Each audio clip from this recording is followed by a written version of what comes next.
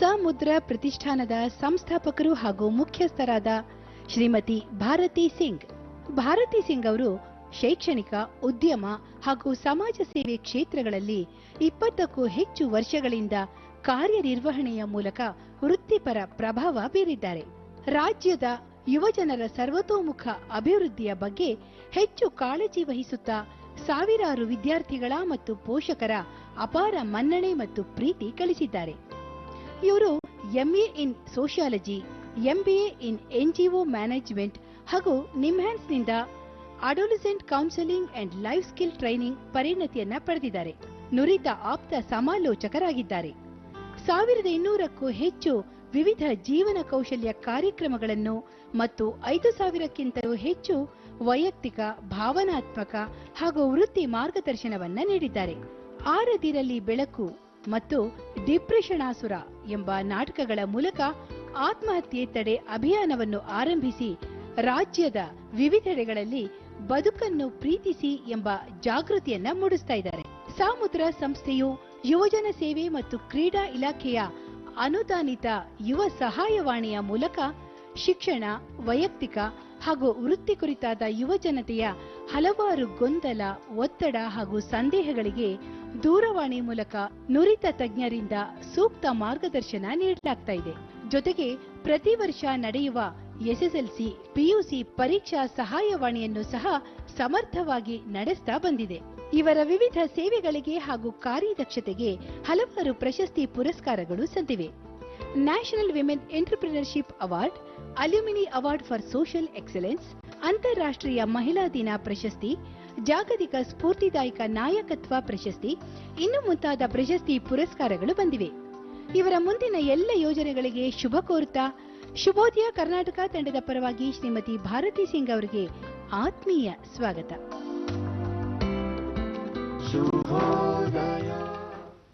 ಸ್ನೇಹಿತರೆ, ಇವತ್ತಿನ ಶುಭೋದಯ ಕರ್ನಾಟಕ ಕಾರ್ಯಕ್ರಮಕ್ಕೆ ಅತ್ಯಂತ ಪ್ರೀತಿಯಿಂದ ಬರಮಾಡಿಕೊಳ್ಳೋಣ ಸಮುದ್ರ ಪ್ರತಿಷ್ಠಾನದ ಸಂಸ್ಥಾಪಕರು ಹಾಗೂ ಮುಖ್ಯಸ್ಥರು ಆಗಿರುವಂತಹ ಶ್ರೀಮತಿ ಭಾರತಿ ಸಿಂಗ್ ಅವರನ್ನ. ನಮಸ್ಕಾರ. ಕಾರ್ಯಕ್ರಮಕ್ಕೆ ಆತ್ಮೀಯ ಸ್ವಾಗತ. ನಿಮ್ಮ ಈ ಪರಿಚಯ ಪ್ರೊಫೈಲ್ ಇದನ್ನ ನೋಡಿದ್ರೆ, ಆ ವಿಡಿಯೋ ನೋಡಿದ್ರೆ ಒಂದು ಸ್ಪಷ್ಟವಾಗಿ ಅರ್ಥ ಆಗೋದೇನು ಅಂತಂದ್ರೆ, ಯಾವುದೋ ಜೀವನದಲ್ಲಿ ಯಾವುದೋ ಒಂದು ವಿಶೇಷವಾದ ಘಟನೆ ಏನೋ ನಡೆದು, ಇಲ್ಲ ನಾನು ಸಮಾಜಕ್ಕೆ ಏನಾದ್ರು ಸೇವೆ ಮಾಡ್ಬೇಕು ಅಂತ ಏಕಾಏಕಿ ಏನೋ ಧುಮುಕಿ ಡಿಸಿಷನ್ ತಗೊಂಡಿರೋದು ಅಲ್ಲ ಅನ್ನೋದು ಕ್ಲಿಯರ್ ಆಗುತ್ತೆ.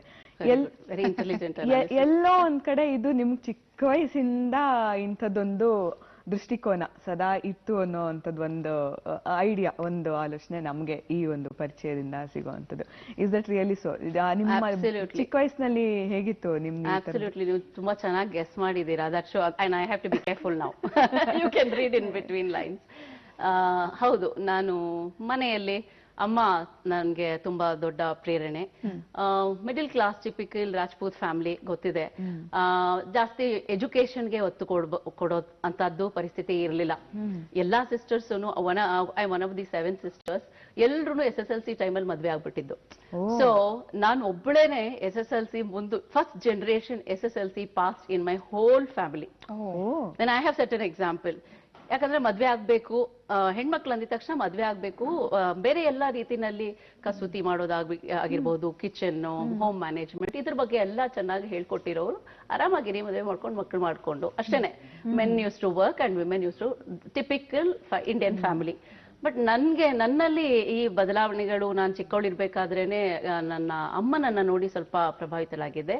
ಯಾಕಂದ್ರೆ ಅವರು ಹೆಚ್ಚು ಓದ್ಲಿಲ್ಲದಿದ್ರೂನು ಕಬೀರ ಭಜನೆಗಳನ್ನ ಆಡೋರು, ಮತ್ತೆ ಎಲ್ಲರಿಗೂ ಒಂದು ಹೆಲ್ಪ್ ಮಾಡೋ ಒಂದು ಪ್ರವೃತ್ತಿ ಅವರಲ್ಲಿತ್ತು. ಎಜುಕೇಶನ್ ಇಲ್ಲದೆ ಇದ್ರೂ ಈ ತಲೆ ಉಳುಕು ಆದ್ರೆ ಮಕ್ಕಳಿಗೆಲ್ಲ ಇದೆ ನ್ಯೂ ಬಾರ್ನ್ ಬೇಬೀಸು ಕತ್ತು ಉಳ್ಕೋಗ್ಬಿಡೋದು ಏನೋ ಆಗಿರ್ತಿತ್ತು. ನಂಗೆ ಜ್ಞಾಪಕ ಇದೆ, ಮನೆ ಮುಂದೆ ಬಂದು ಸುಮಾರು ಜನ ಕುತ್ಕೊಂಡಿರೋರು ಅದನ್ನ ಸರಿ ಮಾಡಿ ಅಂತ. ಹೌದು, ಅದನ್ನ ಅವ್ರದೊಂದು ನ್ಯಾಕ್ ಇತ್ತು. ಮಸಾಜಿಂಗ್ ಅನ್ನೋದು ಅವಾಗ ಅಂತ ಕಾನ್ಸೆಪ್ಟ್ ಏನೋ ಇತ್ತೋ ಇಲ್ಲೋ ಗೊತ್ತಿಲ್ಲ, ಬಟ್ ಹೋಲಿಸ್ಟಿಕ್ ಮೆಥಡ್, ಎಲ್ರಿಗೂ ಫ್ರೀ ಆಗಿ ಮಾಡ್ಕೊಡೋರು, ದುಡ್ಡು ತಗೊಳ್ತಾ ಇರ್ಲಿಲ್ಲ. ನಂಗೆ ನೆನಪಿರುತ್ತೆ, ಎಲೆ ಅಡಿಕೆ ಹೂವು ಹಣ್ಣು ತಂದು ಕೊಟ್ಬಿಟ್ಟು ಹೋಗೋರು. ಆ ಡಾಕ್ಟರ್ಸ್ ಹತ್ರ ಆಗದೆ ಇರೋದೆಲ್ಲ ಅಮ್ಮನ ಕೈಲಿ ಬಂದ್ ಮಾಡ್ಕೊಂಡು ಹೋಗೋರು. ಇದು ನಾನು ಆಮೇಲೆ ಆ ಜಾತಿ ಈ ಜಾತಿ ಅಂತದ್ದೇನೂ ನಮಗೆ ಗೊತ್ತಿರ್ಲಿಲ್ಲ. ರಿಲಿಜನ್ ಬಗ್ಗೆ ಹೆಚ್ಚಾಗಿ ಯಾವುದು ನಮ್ಗೆ ಮಸ್ಜಿದ್ಗಳಿಗೆ ಹೋಗ್ತಾ ಇದ್ವಿ, ಟೆಂಪಲ್ಗಳಿಗೆ ಹೋಗ್ತಾ ಇದ್ವಿ, ಚರ್ಚ್ಗಳಿಗೆ ಹೋಗ್ತಾ ಇದ್ವಿ, ಎಲ್ಲೂ ಹೋಗೋಕೆ ನಮ್ಗೆ ನಿಲ್ಲಿಸ್ತಾನೆ ಇರ್ಲಿಲ್ಲ. ಅವಾಗ ಯಾರೋ ಸ್ವಲ್ಪ ಶೆಡ್ಯೂಲ್ ಕಾಸ್ಟ್ ಅವರಲ್ಲಿ ನಮ್ಮನೆ ರೋಡಲ್ಲಿ ಲಾಸ್ಟ್ ಅಲ್ಲಿ ಇದ್ರು ಅಂತ ಹೇಳಿ ಎಲ್ಲರೂ ಮಾತಾಡೋರಲ್ವಾ, ಅವ್ರಿಗೆ ಕರ್ಸಿ ಹುಡುಗ ಹುಡುಗಿಗೆ ಇಷ್ಟ ಆಗಿದ್ದಕ್ಕೆ ಅವ್ರನ್ನ ಕರೆದು ನಮ್ಮ ಮನೆಯಲ್ಲೇ ಮದ್ವೆ ಮಾಡಿದ್ದನ್ನ ನಾನು ನೋಡಿದೆ. ದೇರ್ ವಾಸ್ ಅ ಹ್ಯೂಜ್ ಏನೋ ಇದಿತ್ತು, ಪ್ರೊಟೆಸ್ಟ್ ಇತ್ತು, ಆ ಹುಡುಗ ಬೇರೆ ಜಾತಿಯವಳು ಈ ಹುಡುಗಿ ಬೇರೆ ಜಾತಿಯವಳು ಅಂತ. ಬಟ್ ಅಮ್ಮ ಕೂತ್ಕೊಂಡು ಅದನ್ನ ಪಂಚಾಯತಿ ಮಾಡ್ಬಿಟ್ಟು ಇವರೇ ಮಂಗಲ್ಸೂತ್ರ ಮತ್ತೆ ಧೋತಿ ಎಲ್ಲವನ್ನ ತಂದ್ಕೊಟ್ಟು ಅವ್ರಿಬ್ರಿಗೂ ಮದ್ವೆ ಮಾಡಿದ್ದು ಎಲ್ಲ ನನ್ಗೆ ನೆನ್ಪಿದೆ, ನೋಡಿದ್ದದೆಲ್ಲ. ಸೊ ಹಾಗೆ ಆಗ್ಲೇನೆ ನನ್ಗೆ ಏನೋ ಒಂಥರ ಅದು ಇನ್ಸ್ಪೈರ್ ಆಗಿದೆ ಅನ್ಸುತ್ತೆ, ಅಥವಾ ನನ್ನಲ್ಲಿ ಬಂತು ಅನ್ಸುತ್ತೆ. ಚಿಕ್ಕವಳಿರುವಾಗ್ಲೇನೆ ನಮ್ ರೋಡಲ್ಲಿ ಯಾರೋ ಬ್ಲೈಂಡ್ ಇದ್ರು ಅಂದ್ರೆ ಅವ್ರಿಗೆ ಬ್ಲೈಂಡ್ ಸ್ಕೂಲ್ ಕರ್ಕೊಂಡು ಹೋಗೋದು. ಮತ್ತೆ ದೂರದರ್ಶನ, ಆವಾಗ ತುಂಬಾ ನೋಡ್ತಾ ಇದ್ದಿದ್ದು ದೂರದರ್ಶನ ಇನ್ನೊಂದು ಒಳ್ಳೆ ರೀತಿಯಲ್ಲಿ ಹೆಲ್ಪ್ ಮಾಡ್ತಾ ಇದ್ದಿದ್ದಂದ್ರೆ ಈ ನಮ್ಮ NGOಗಳ ಬಗ್ಗೆ, ಸೋಷಿಯಲ್ ಸರ್ವಿಸ್ ಆರ್ಗನೈಸೇಷನ್ಸ್ ಬಗ್ಗೆ ತುಂಬಾ ಪ್ರೊಜೆಕ್ಷನ್ ಮಾಡ್ತಾ ಇತ್ತು. ಸೊ ತಕ್ಷಣ ಅದ್ರ ನಂಬರ್ ಬರ್ಕೊಳ್ತಾ ಇದ್ದೆ, ಎಲ್ಲಿದ್ದಾರೆ ಏನು ಅಂತ ಹೇಳಿ. ಮತ್ತೆ ಯಾರಿಗಾದ್ರೂ ಬೇಕು ಅಂದ್ರೆ ನೋಡಿ ಇದನ್ನ ನಾನು ಬರ್ಕೊಂಡಿದೀನಿ, ನಾನು ಕರ್ಕೊಂಡು ಹೋಗ್ತೇನೆ ಬನ್ನಿ, ಅಲ್ಲಿ ನಿಮ್ಗೆ ಓಲ್ಡ್ ಏಜ್ ಅವ್ರಿಗೆ ಓಲ್ಡ್ ಏಜ್ ಹೋಮ್ ಇದೆಯಂತೆ ಅಥವಾ ಬ್ಲೈಂಡ್ ಇದೆಯಂತೆ, ಇದನ್ನ ನಾನು ಮಾಡೋದು ನಾನು ಸ್ಕೂಲ್ ಹೊರತಾಗಿ ಇದನ್ನ ಮಾಡ್ತಾ ಇದ್ದೆ ಅಂತ ಹೇಳೋರು. 9th ಸ್ಟ್ಯಾಂಡರ್ಡ್ ಅಲ್ಲಿ ಇದ್ದಾಗ ನಾನು ಯಾರೋ ಬ್ಲೈಂಡ್ ಮಗುಗೆ ರಮಣ ಮಹರ್ಷಿ ಅಂಧರ ಶಾಲೆಗೆ ಕರ್ಕೊಂಡು ಹೋಗಿದ್ದೀನಿ. JP ನಗರದಲ್ಲಿ 2-3 ಬಸ್ ಚೇಂಜ್ ಮಾಡ್ಕೊಂಡು ಕರ್ಕೊಂಡು ಹೋಗಿದ್ದೆ. I was still Young girl, probably 8 or 9th standard ಇರ್ಬೋದು. ಸೊ ಅವಾಗ್ಲೇ ಹೇಳೋರು ತನ್ನದ್ ಬಗ್ಗೆ ಬಿಟ್ಟು ಬೇರೆ ಎಲ್ಲರ ಬಗ್ಗೆ ಯೋಚನೆ ಮಾಡ್ತಾಳೆ, so she is very sensitive. ಮತ್ತೆ ಭಾವನೆಗಳಿಗೆ ಸ್ಪಂದಿಸೋದು, ಬೇರೆಯವರ ಭಾವನೆಗಳ ಬಗ್ಗೆ ನನಗೆ ಕಾಳಜಿ ತುಂಬಾ ಇರ್ತಾ ಇತ್ತು. ಈಗಲೂ ಅಷ್ಟೇ, ರಿಲೇಶನ್ಶಿಪ್ಸ್ ಅಂತ ಅಂದಾಗ ಬೇರೆಯವರಿಗೆ ನೋವಾಗದೆ ಇರ್ಲಿ ಅಂತ ಹೇಳಿ ಸಾಕಷ್ಟು ನಾನು ಸ್ಯಾಕ್ರಿಫೈಸ್ ಮಾಡ್ಬಿಡೋದುಂಟು. In a relationship, even if I have to lose, relationship should be alive. You're okay with it. I'm okay with it. You know, if you can't live, you leave. Okay. If you can't live peacefully, leave peacefully. ಹಾಗೆ ನಾನು ಅದು ಮೊದಲಿಂದಾನು ಇತ್ತು. ಹಾಗಾಗಿ ಈ social work ಅಥವಾ social sector ಅನ್ನೋದು culture, ಮನೆಯಲ್ಲಿನ ಹಾಡುಗಳು, ಸಂಗೀತ ಇದೆಲ್ಲ ನಡೀತಾ ಇತ್ತು. ಅವಾಗ ಎಂಟರ್ಟೈನ್ಮೆಂಟ್ ಏನು ಇರ್ತಾ ಇರ್ಲಿಲ್ಲ. ಎಲ್ರ ಜೊತೆ ಸೇರ್ಕೊಂಡು ಡಾನ್ಸ್ ಮಾಡೋದು, ಭರತನಾಟ್ಯ. ನನಗೆ ರಘುಸುತ ಅಂಕಲ್ ನಿಮ್ಗೆ ಗೊತ್ತಿರ್ಬೋದು, ಫೇಮಸ್ ರೈಟರ್ ಹಿ ವಾಸ್. ಅವರು ನಮ್ಮ ಫ್ಯಾಮಿಲಿ ಫ್ರೆಂಡ್ಸ್ ಆಗಿದ್ರು, ನನ್ನ ಅಮ್ಮನಿಗೆ ಪರಿಚಯ ಇರೋದ್ರಿಂದ ಅವ್ರು ನನಗೆ ನೋಡಿ ತುಂಬಾ ಚೆನ್ನಾಗಿದ್ದಾಳೆ ನಿಮ್ ಮಗಳು, ಡಾನ್ಸ್ಗೆ ಸೇರಿಸಿ ಅಂತ ಹೇಳಿ. ತುಂಬಾ ಸಣ್ಣಗಿದ್ದೆ ನಾನು, ಹಾಗಾಗಿ ಡಾನ್ಸ್ ಸೇರಿಸಿ ಅವಳಿಗೆ ವೈಜಯಂತಿ ಮಾಲಾ ಮಾಡ್ತೀವಿ ಅಥವಾ ಹಂಗೆ ಹೇಳೋರು. ಆವಾಗಿನ ಕಾಲದಲ್ಲಿ ವೈಜಯಂತಿ ಮಾಲಾ ಮತ್ತೆ ಬೇರೆ ಬೇರೆ ಡಾನ್ಸರ್ಸ್ ಹೆಸರು ಹೇಳ್ಬಿಟ್ಟು ಹೇಳೋರು. ಹಾಗಾಗಿ ನಮ್ಮ ಮನೇಲಿ ಯಾವತ್ತೂ ಯಾರಿಗೂ ಡಾನ್ಸು ಅಂತೆಲ್ಲ ಹೊರಗೆ ಕಳಿಸ್ತಾ ಇರ್ಲಿಲ್ಲ. ಅಂತದ್ರಲ್ಲಿ ನನಗೆ ಸ್ವಲ್ಪ ಏನೋ ನನ್ಗನ್ಸುತ್ತೆ ಬಯಸ್ಡ್ ಆಗಿದ್ರ ನನ್ನ ಪೇರೆಂಟ್ಸ್ ನನ್ ಪರವಾಗಿ ಅಂತ ಅಲವ್ ಮಾಡಿದ್ರು ನನ್ಗೆ. ಸೊ ಡಾನ್ಸು, ಮ್ಯೂಸಿಕ್, ಚಿಂತನಪಲ್ಲಿ ಕೃಷ್ಣಮೂರ್ತಿ ಅವ್ರ ಹತ್ರ ಮ್ಯೂಸಿಕ್ ಕಲ್ತೆ, ಪ್ರಸನ್ನ ಕಸ್ತೂರಿ ಹತ್ರ ಭರತನಾಟ್ಯ ಕಲ್ತೆ. ಹಂಗಾಗಿ ನನ್ಗೆ ಈ ಕನ್ನಡ ಜಾಸ್ತಿ ಪರಿಚಯ ಆಗೋಕಾಯ್ತು. ಎಲ್ಲ ಬ್ರಾಹ್ಮಿನ್ಸೇ ಫ್ರೆಂಡ್ಸು. ನಾನ್ ಮಾತಾಡೋದ್ ನೋಡಿದಾಗ ನಾನ್ ವೆಜ್ ತಿನ್ನೋದ್ ಬಿಟ್ಬಿಟ್ಟಿದ್ದೆ. ಸೊ ನಮ್ಮ ಅಮ್ಮ ಎಲ್ಲ ರೇಗ್ಸೋರು, ಬ್ರಾಹ್ಮಣರ ಜೊತೆ ಸೇರ್ಕೊಂಡು ನಾನ್ ವೆಜ್ ಎಲ್ಲ ತಿನ್ನಲ್ಲ ಇವಳು, ನನಗೆ ಸಂಸ್ಕೃತ ಬರೋದಿಲ್ಲ, ನಾನ್ ವೆಜ್ ತಿಂದ್ರೆ ನಾಲ್ಗೆ ಹೊರಳಲ್ಲ ಅಂತ ಒಂದು ಅದ್ ನನ್ ತಲೆಯಲ್ಲಿ ಕೂತ್ಬಿಟ್ಟಿತ್ತು. So I wouldn't eat non veg at all. ನನ್ಗೆಲ್ಲಿ ಡಾನ್ಸ್ ಶ್ಲೋಕಗಳೆಲ್ಲ ಬರೋದಿಲ್ವೋ ಅಂತ ಹೇಳಿ ನಾನು ಮುಟ್ತಾನೆ ಇರ್ಲಿಲ್ಲ. ಸೊ ನನ್ನ ಭಾಷೆ, ನನ್ನ ಬಿಹೇವಿಯರು, ನನ್ನ ಪರ್ಸನಾಲಿಟಿ ಎಲ್ಲ ಒಂದು ಟಿಪಿಕಲ್ ರಾಜ್ಪೂತ್ ಫ್ಯಾಮಿಲಿಯ ಹೊರತಾಗಿ ಡೆವಲಪ್ ಆಗಕ್ ಶುರು ಆಯ್ತು. So I was more attracted as A child. ನನ್ಗೆ ರಘುಸುತ ಅಂಕಲ್ ಅವರ ಪರಿಚಯ ಆದ ಕಾರಣ ಹಯವದನ ಓದಿದ್ದೆ. ಆಗ್ಲೇ ನಾನು ಅನಂತಮೂರ್ತಿ ಅವರ ಪುಸ್ತಕಗಳನ್ನ ಓದಿದ್ದೆ.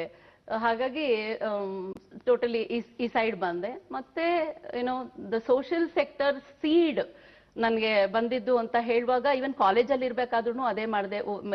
10th ತನಕ ಮಲ್ಲೇಶ್ವರದಲ್ಲೇ ಹೋದೆ, ಆಮೇಲೆ ಡಿಪ್ಲೊಮಾ ಇನ್ ಸೆಕ್ರೆಟರಿಯಲ್ ಪ್ರಾಕ್ಟೀಸ್ ಆಯ್ತು.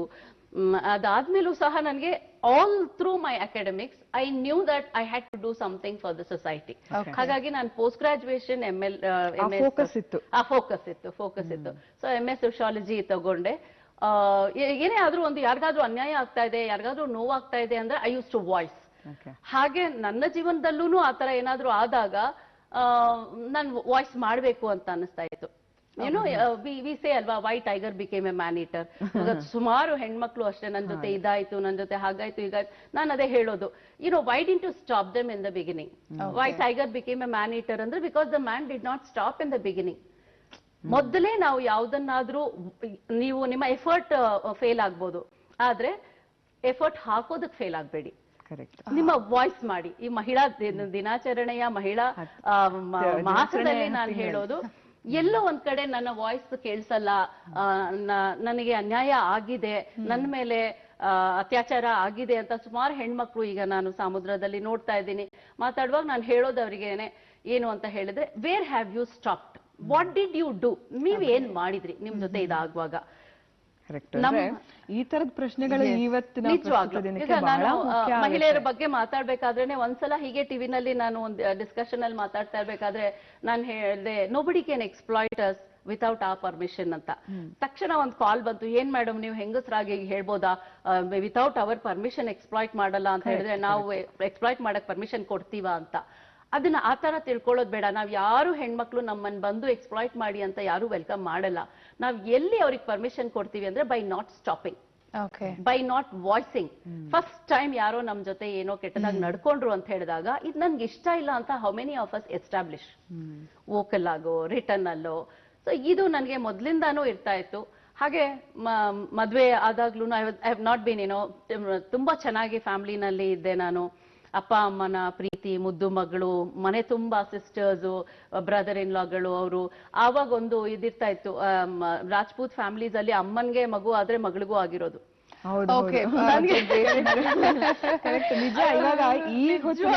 ನನಗೆ ಅದೊಂದು ತುಂಬಾನೇ ಸ್ಟ್ರಾಂಗ್, ತುಂಬಾ ಬೇಸರ, ನಾಚಿಕೆ ನನಗೆ.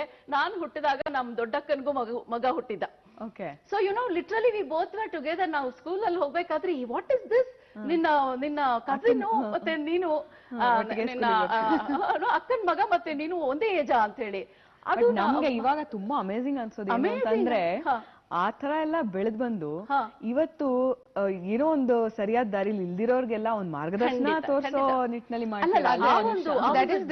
ಫ್ಯಾಮಿಲಿ ಕಲ್ಚರ್ ಇದೆಯಲ್ಲ, ಒಟ್ಟಿಗೆ ಬೆಳೆಯೋದು. ಇವತ್ತಿನ ದಿನ ನಾವು ಯುವಕರ ಬಗ್ಗೆ, ಯೂತ್ ವೆಲ್ನೆಸ್ ಅಂಡ್ ಎಂಪವರ್ಮೆಂಟ್ ಬಗ್ಗೆ ನಾನು ಅಷ್ಟು ಗಾಢವಾಗಿ ಯಾಕೆ ತಗೊಂಡಿದ್ದೀನಿ ಅಂತ ಹೇಳಿದ್ರೆ, ಸಮ್ವೇರ್ ನನ್ಗನ್ಸುತ್ತೆ ನಾವೆಲ್ಲ ತುಂಬು ಕುಟುಂಬಗಳಲ್ಲಿ ಇರ್ತಾ ಇದ್ವಲ್ಲ, ಯಾರೋ ಒಬ್ರು ಕರೆಕ್ಷನ್ ಮಾಡೋರು. ಅಮ್ಮ ನಮ್ಗೆ ಜನ್ಮ ಕೊಟ್ಟಿದ್ರು ಸಹ ಯಾರೋ ಒಬ್ರು ಬೆಳೆಸ್ತಾ ಇದ್ರು. ನಾವು ತಪ್ಪು ಮಾಡಿದಾಗ ಅವ್ರ ಅಕ್ಕನೋ ಭಾವನೋ ಅಂಕಲೋ ಅತ್ತೆನೋ ಯಾರೋ ಒಂದ್ ಕೊಡ್ತಿದ್ರು. ಈಗ ಎಲ್ರ ಮುಂದೆ ಮಾತಾಡಬಾರ್ದು, ಕಾಲ್ ಮೇಲೆ ಕಾಲ್ ಹಾಕೊಂಡ್ ಕೂತ್ಕೋಬಾರ್ದು ಅಂದಾಗ ನಾವು ಕಾಲ್ ಮೇಲೆ ಕಾಲ್ ಹಾಕೊಂಡ್ ಕೂತ್ಕೊಂಡಿದ ತಕ್ಷಣ ಬಂದ್ ಒಂದ್ ಕೊಡೋರು.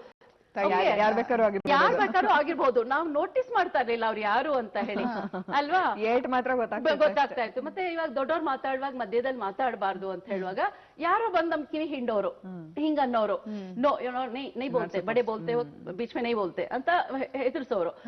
ಆಗ ನನ್ಗನ್ಸುತ್ತೆ ನಮ್ಮ ಪರ್ಸನಾಲಿಟಿ ಡೆವಲಪ್ಮೆಂಟ್, ಸಮುದ್ರ ಅಂತ ಒಂದು ಸಂಸ್ಥೆಯ ಹೆಸರು ನಾವ್ ಇಟ್ಕೊಂಡ್ವಿ. ಯಾಕಂತಂದ್ರೆ ಸಮುದ್ರ ಅಂತಂದ್ರೆ ಒಂದು ಪರಿಪೂರ್ಣ ವ್ಯಕ್ತಿತ್ವ. ಇನ್ನು ಮುಂಚಿನ ದಿನಗಳಲ್ಲಿ ನಮ್ಗೆ ಇನ್ನೂ ಪ್ರಶ್ನೆಗಳು ಇನ್ನ ಉಳಿದಿದೆ. ನಾವಿನ್ನ ನಿಮ್ ಚೈಲ್ಡ್ಹುಡ್ ಡೇಸ್ ನಲ್ಲೇ ಇದೀವಿ, ಮುಂದಕ್ಕೆ ಹೋಗಿಲ್ಲ. ಯಾಕಂದ್ರೆ ಇವಾಗ ಬೆಳೆಯುವ ಸಿರಿ ಮೊಳಕೆಯಲ್ಲಿ ಅಂದಂಗೆ ನಿಮ್ಮ ಮನೆಯಿಂದಾನೇ ಇದೆಲ್ಲ ಪ್ರಾರಂಭವಾಯ್ತು. ಇವಾಗ್ಲಂತೂ ನ್ಯೂಕ್ಲಿಯರ್ ಫ್ಯಾಮಿಲಿ ಎಲ್ಲಿ ನೋಡಿದ್ರು.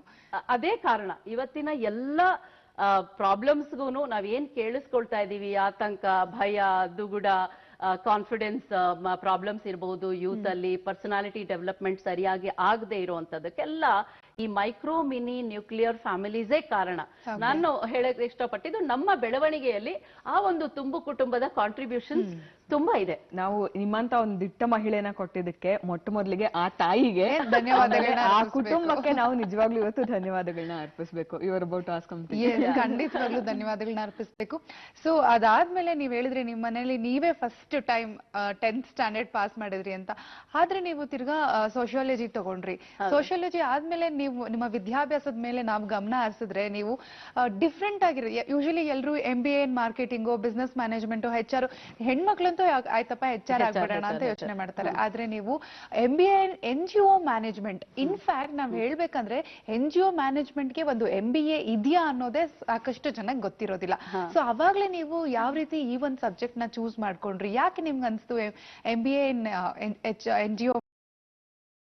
ಜೊತೆಗೆ ನಾನು ಸೋಶಿಯಾಲಜಿ ಮಾಡಾಗಿದ್ದೆ 1993 ನಲ್ಲಿ. ನಾನು ಈ ಸೋಷಿಯಲ್ ಸೆಕ್ಟರ್ಗೆ ಪಾದಾರ್ಪಣೆ ಮಾಡಿದ್ದೆ. ವಿಮೆನ್ ಎಂಪವರ್ಮೆಂಟ್ ಯಾವಾಗ್ಲೂ ಅಷ್ಟೇ ನಾವೆಲ್ಲ I have not been lucky in marriage. So ಎಷ್ಟು ಒಂದು ವಿಪರ್ಯಾಸ ಅಂತ ಹೇಳಿದ್ರೆ ಇಟ್ಸ್ ಮೇಜರ್ ಕಾಂಟ್ರಡಿಕ್ಷನ್. Okay. ನನಗೆ ನನ್ನ ಈಗ ಪರ್ಸನಾಲಿಟಿ ಡೆವಲಪ್ಮೆಂಟ್ ಅಲ್ಲಿ, ಟ್ರೈನಿಂಗ್ ಅಲ್ಲಿ ಎಲ್ಲದರಲ್ಲೂ relationship management is very popular ನನ್ನ ಸೆಷನ್ಸ್. ಅಂತದ್ರಲ್ಲಿ I have been unlucky in marriage somehow, whatever the reason is, it didn't work. And ಇನ್ನೊಂದೇನಾಗುತ್ತೆ, ಬೇರೆಯವ್ರಿಗೆ ಬ್ಲೇಮ್ ಮಾಡೋದು ಅಂತ ಅಲ್ಲ, ಅಥವಾ ಸಾಫ್ಟ್ ಸ್ಟೋರಿ ಹೇಳ್ಕೊಂಡು ಅಳ್ಬೇಕು ಅಂತ ಅಲ್ಲ. sometimes you don't meet the right person, before you could understand ಅವರು ಒಳ್ಳೆ ಮನುಷ್ಯರ, ನಿಮಗೆ ಸೂಟಬಲ್ ಇದಾರಾ ಅನ್ನೋದಕ್ಕೆ ಮುಂಚೆ you are in marriage. So ನಮ್ಗೆ ಅರಿವು ಬರೋ ಅಷ್ಟರಲ್ಲಿ ನಮ್ಗೆ ಗೊತ್ತಾಗುತ್ತೆ, ಓ ನನ್ಗೆ ಇದು ಮ್ಯಾಚ್ ಆಗ್ತಾ ಇಲ್ಲ, ಸೂಟ್ ಆಗ್ತಾ ಇಲ್ಲ ಅಂತ ಹೇಳಿ. ಹಾಗಾಗಿ ನಾನು ಡಿವೋರ್ಸ್ ಆದ್ಮೇಲೆ ನಾನು ಹೊರಗಡೆ ಬಂದು I had to start my education all over again.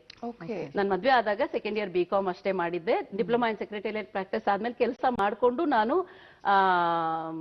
ಓದ್ತಾ ಇದ್ದೆ. ಆಗ ಸೆಕೆಂಡ್ ಇಯರ್ BCom ಅಲ್ಲಿದ್ದಾಗ ಮದ್ವೆ ಆಗೋಯ್ತು. ಮದ್ವೆ ಆಗಿದ್ಮೇಲೆ ಒಂದು 7 ವರ್ಷದ ಗ್ಯಾಪ್ ಆದ ತಕ್ಷಣ ಐ ಟ್ರೈಡ್ ಮೈ ಬೆಸ್ಟ್. ಎಲ್ಲ ಟ್ರೈ ಮಾಡಿದ್ಮೇಲೆ ಹೌದು, ಯಾವುದು ಹೆಣ್ಮಕ್ಳಿಗೆ ಡಿವೋರ್ಸ್ ಅನ್ನೋದು ಇಷ್ಟ ಇಲ್ಲ ಅನ್ನೋದು ನನ್ನ ಅನಿಸಿಕೆ. ಯಾರಿಗೂ ನೋಬಡಿ ವಾಂಟ್ಸ್ ಟು ಬ್ರೇಕ್ ಆ ಫ್ಯಾಮಿಲಿ. ಎಲ್ರಿಗೂ ಒಂದು ಐಡಿಯಲ್ ಫ್ಯಾಮಿಲಿ ಬೇಕು, ಗಂಡ ಬೇಕು, ಮಕ್ಕಳು ಬೇಕು, ಮನೆ ಬೇಕು. ಈಗ್ಲೂ ಕೇಳಿದ್ರೆ what is that you want ಅಂದ್ರೆ all of us dream for that, but some of us are not lucky enough to have it. Nevertheless ಅದಿಲ್ಲ ಅಂತ ಹೇಳ್ಬಿಟ್ಟು ಜೀವನ ಸ್ಟಾಗ್ನೆಂಟ್ ಆಗ್ಲಿಲ್ಲ. ನಾನು ಡಿವೋರ್ಸ್ ಆದ್ಮೇಲೆ ಮಕ್ಕಳು ಹೊರಗಡೆ ಬಂದ ಮೇಲೆ ಫಸ್ಟ್ ಥಿಂಗ್ ನಾನು ಯೋಚನೆ ಮಾಡಿದ್ದೇನು ಗೊತ್ತಾ, the only thing that it could empower me is education. I have to fall back. ಆದ ಕಾರಣ ನಮ್ಮ ಮನೆ ಬಿಟ್ಟು ಹೊರಗಡೆ ಬರಬೇಕಾದ್ರೆ ನಾನು ತಗೊಂಡ್ಬಂದಿದ್ದೆ ನನ್ನ ಹಳೆ ಮಾರ್ಕ್ಸ್ ಕಾರ್ಡ್ಗಳು, ನನ್ನ ಪುಸ್ತಕಗಳು, ಎಜುಕೇಶನ್. ಅದನ್ನ ತಗೊಂಡ್ ಬಂದು ಮತ್ತೆ ನಾನು MA ಸೋಶಿಯಾಲಜಿನ ಆಯ್ಕೆ ಮಾಡ್ಕೊಂಡೆ. MA ಸೋಶಿಯಾಲಜಿ ಮಾಡಾದ್ಮೇಲೆ ಆಗ್ಲೂ ಅಷ್ಟೇ I have always been learning and earning. ಯಾವಾಗ್ಲೂ ಒಂದು ನನಗೆ ನನ್ನ ತಾಯಿ ಮನೆಯಲ್ಲಿ ಕಾಲೇಜ್ ಬಿಟ್ಟ ಆದ್ಮೇಲೆ ಯಾವಾಗ್ಲೂ ನಾನು ಬರೀ ಓದ್ಬೇಕು ಅನ್ನುವ ಲಕ್ಸುರಿ ಇರಲಿಲ್ಲ. ಓದ್ಬೇಕು, ಕೆಲಸ ಮಾಡ್ಬೇಕು, because it is again to support myself. ಹಾಗೆ ಮಾಡ್ತಾ ಇರ್ಬೇಕು. ಎಜುಕೇಶನ್ ಸೋಶಿಯಾಲಜಿ ಆದ್ಮೇಲೆ ನಾನು ಇಮಿಡಿಯೇಟ್ಲಿ ಇದಕ್ಕೆ NGO ಸೆಕ್ಟರ್ಗೆನೆ ಸ್ಟ್ರೇಟ್ ಆಗಿ ಎಂಟರ್ ಆದೆ. ಏನು ಕಾರಣ ಏನಿತ್ತು ಅಂದ್ರೆ what made you choose that field ಅಂತಂದ್ರೆ naturally, as I told you, when you pass through, nobody can understand what the other woman goes through.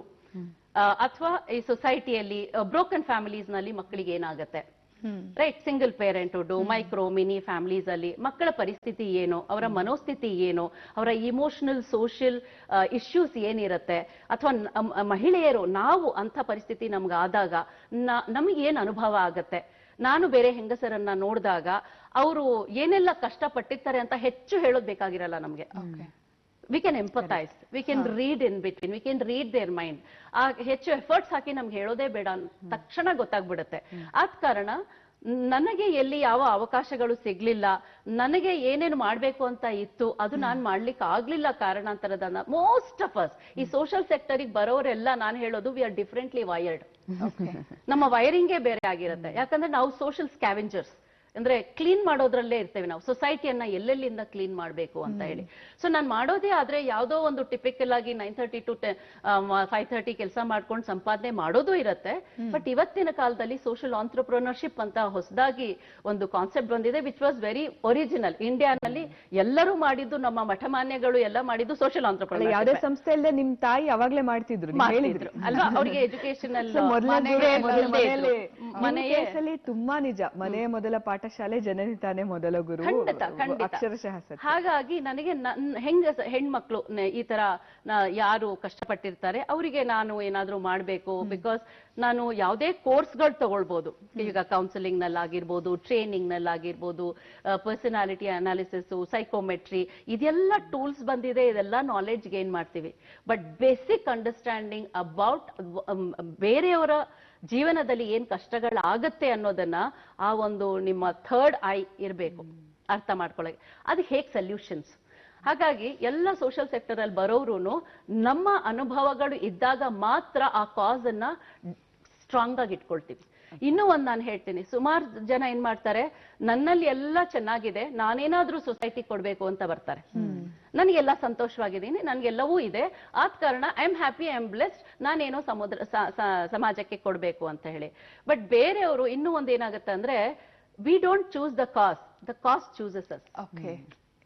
ಈ ಕೆಲಸಕ್ಕೆ ಆ ಕೆಲಸ ನಮ್ಮನ್ನ ಎಳ್ಕೊಳ್ಳುತ್ತೆ, ನಮ್ಮಿಂದ ಮಾಡಿಸುತ್ತೆ ಅದು. ಹಾಗಾಗಿ ನನ್ನ ನಿಜ ಜೀವನದಲ್ಲಾಗಿರ್ಬಹುದು ಎಕ್ಸ್ಪೀರಿಯನ್ಸ್ಗಳು ಅಥವಾ ಪ್ರೊಫೆಷನಲ್ ಲೈಫ್ ಅಲ್ಲಿ ಆಗಿರುವ ಎಕ್ಸ್ಪೀರಿಯನ್ಸ್ಗಳಾಗಿರಬಹುದು, this are the main reasons why I plunged into this sector. ಅದು ಒಳಗಡೆನೂ ಇತ್ತು, ಅದು ಬರೀ ಕಾರಣಗಳಿಂದ ಬಂದೆ ಅಂತ ಅಲ್ಲ, ನನ್ಗೆ ಒಳ್ಳೇದ್ ಮಾಡ್ಬೇಕು ಅನ್ನೋ ಮನೋಭಾವನೆ ಸಹ ಇರ್ಬೇಕು. So it's in totality. ಅದಕ್ಕೆ ನಾನ್ ಚೂಸ್ ಮಾಡಿದ ಏರಿಯಾಗೆ ಪಕ್ವ ಮಾಡ್ಬೇಕಾದ್ರೆ ಅಕಾಡೆಮಿಕಲಿ ನಾನು ಎಕ್ಸ್ಪರ್ಟೀಸ್ ಸಹ ತಗೊಳ್ಬೇಕಾಗತ್ತೆ. ಬರೀ ಇವತ್ತಿನ ದಿನ ಏನಾಗುತ್ತೆ, ತೂಕ ಇರುತ್ತೆ. ಮಾತಾಡೋರೆಲ್ಲ ಕೌನ್ಸಿಲರ್ಸ್. ಈ ಕೌನ್ಸಿಲಿಂಗ್ ಅನ್ನೋದು most used, abused and misused word. ಎಲ್ಲರೂ ಕೌನ್ಸಿಲರ್ಸ್. ಯಾರ್ದೋ ಮಾತು ಕೇಳ್ತಾರೆ, ನಾನು ಕೌನ್ಸಿಲಿಂಗ್ ಮಾಡ್ತೀನಿ ಅಂತ ಹೇಳ್ತಾರೆ. ಎಷ್ಟು ಇಂಪ್ಯಾಕ್ಟ್ ಆಗುತ್ತೆ, ಎಷ್ಟು ಸೈಂಟಿಫಿಕ್ ಆಗಿ ಮಾಡ್ತೀರಾ ನೀವು, ಎಷ್ಟು ಪ್ರಾಕ್ಟಿಕಾಲಿಟಿ ಅಪ್ರೋಚ್ ನೀವು ಇಟ್ಕೊಳ್ತೀರಾ, ಇದೆಲ್ಲ ಬಹಳ ಮುಖ್ಯ ಆಗುತ್ತೆ. ಹಾಗಾಗಿ ಇದನ್ನೆಲ್ಲ ಪಡಿಬೇಕು ಅಂತ ಹೇಳಿ ನಾನು ಸಮುದ್ರ ಸಂಸ್ಥೆ ಸ್ಟಾರ್ಟ್ ಆದ್ಮೇಲೆ ಒಂದು ನನಗೆ ಯಾರೋ ರೆಫರ್ ಮಾಡಿದ್ರು, continuity in social sector and commitment ಅಂತ ಒಂದು ನಡೀತಾ ಇತ್ತು. ಏನು ಆ ಪೇಪರ್ ನಾನು ಬರೆದು ಕಳಿಸಿದಾಗ SPJMR ಅಂತ ಮುಂಬೈಯಲ್ಲಿ ದೊಡ್ಡ ಸೋಷಿಯಲ್ ರಿಸರ್ಚ್ ಆರ್ಗನೈಸೇಷನ್ ಇದೆ, SPJ institute of research and management ಅಂತ. ಅಲ್ಲಿಂದ ನನಗೆ ನಾವು ಸ್ಕಾಲರ್ಶಿಪ್ ಕೊಡ್ತೀವಿ, ನಿಮಗೆ ಇದ್ರ ಬಗ್ಗೆ ಬಹಳ ಕಾಳಜಿ ಇದೆ, ಈ ಸೆಕ್ಟರ್ ಅಲ್ಲಿ ನೀವು ಮುಂದುವರಿಬೇಕು, ಸ್ಕಾಲರ್ಶಿಪ್ ಕೊಡ್ತೀವಿ, ನೀವು ಮಾಡಿ ಇದು ಅಂತ. ನಾನು ಸಮುದ್ರ ಸಂಸ್ಥೆ ನಡೆಸ್ಕೊಂಡು ಪ್ರತಿ ತಿಂಗಳು 2 ವಾರ ನಾನು ಮುಂಬೈಗೆ ಹೋಗಿ ಅಲ್ಲಿ ಇದ್ದು ಓದಿ, ಮತ್ತೆ ಅದು ಟಾಪ್ ಲೆವೆಲ್ ಮ್ಯಾನೇಜ್ಮೆಂಟ್ ಅವರಿಗೆ ಮಾತ್ರ ಈ ಕೋರ್ಸ್ ಇದ್ದಿದ್ದು. ಮತ್ತೆ ವಾಪಸ್ ಬಂದು ನನ್ನ ಸಂಸ್ಥೆಯಲ್ಲಿ ಇಂಟ್ರೊಡ್ಯೂಸ್ ಮಾಡಿಸಿ ಅದನ್ನೆಲ್ಲ ಅಪ್ಲಿಕೇಶನ್ ಮಾಡಿ ಅದು 2 ವರ್ಷಗಳ ಕಾಲ ಈ MBA ಒಂಥರ ತುಂಬಾನೇ ಪ್ರಾಕ್ಟಿಕಾಲಿಟಿ ಓರಿಯೆಂಟೆಡ್ ಕೋರ್ಸ್ ಇತ್ತು. ಅಂದ್ರೆ ನಮ್ಮ ಒಂದು ಪ್ಯಾಷನ್ಗೆ ಅಥವಾ ಆಲೋಚನೆಗೆ ಯಾವಾಗ ಅಕಾಡೆಮಿಕಲ್ ಸಪೋರ್ಟ್ ಸಿಗುತ್ತೆ, ಏನೆಲ್ಲ ಮಾಡೋಕೆ ಸಾಧ್ಯ ಅನ್ನೋದಕ್ಕೆ ಒಂದು ನಿದರ್ಶನ, ಉದಾಹರಣೆ ನೀವು. ಆದ್ರೆ ನಮ್ಗೆ ನೀವು ಈ ಸಮುದ್ರ ಫೌಂಡೇಶನ್ ಬಗ್ಗೆ ಹೇಳುವಾಗೆಲ್ಲ ತುಂಬಾ ಕುತೂಹಲ ಅನಿಸ್ತಾ ಇರೋದು, ಈ ನಿಮ್ಮ ಬ್ರೋಷರ್ಗಳಲ್ಲಿ ಎಲ್ಲೇ ಪ್ರಿಂಟೆಡ್ ಮೀಡಿಯಾದಲ್ಲಿ ನೋಡುವಾಗ ನಾವು ಸಮುದ್ರ ಅಂತ ಹೇಳ್ತೀವಲ್ಲ, ಅದು ಹಾಗಲ್ಲ, ಸಾ ಒಂದು ಹೈಫನ್ ಮುದ್ರಾ ಅಂತಿದೆ. Why's that? ಅದು ಏನಾದ್ರು ವಿಶೇಷವಾದ ಕಾರಣ ಇದೆಯಾ ಅದಕ್ಕೆ? ಎಲ್ಲಿಂದ ಬಂತು ಈ ಸಾ ಮತ್ತೆ ಮುದ್ರಾಗ್ ಮಧ್ಯ ಒಂದು ಗ್ಯಾಪ್? ಅಟೆನ್ಷನ್ ಟು ಡೀಟೇಲ್ ಅಂತ ಹೇಳ್ತಾರೆ ಇದನ್ನ. ಈ ಒಂದು ಟ್ರೇಟ್ ಇರಬೇಕು ಎಲ್ಲಾ ಪರ್ಫೆಕ್ಷನಿಸ್ಟ್ ಗಳಿಗೂ, ಎಲ್ಲಾ ಸಕ್ಸಸ್ಫುಲ್ ಪೀಪಲ್ಗೂ ಇದಿರ್ಬೇಕು, ಈ ಕ್ಯೂರಿಯಾಸಿಟಿ ಮತ್ತೆ looking at things with minute.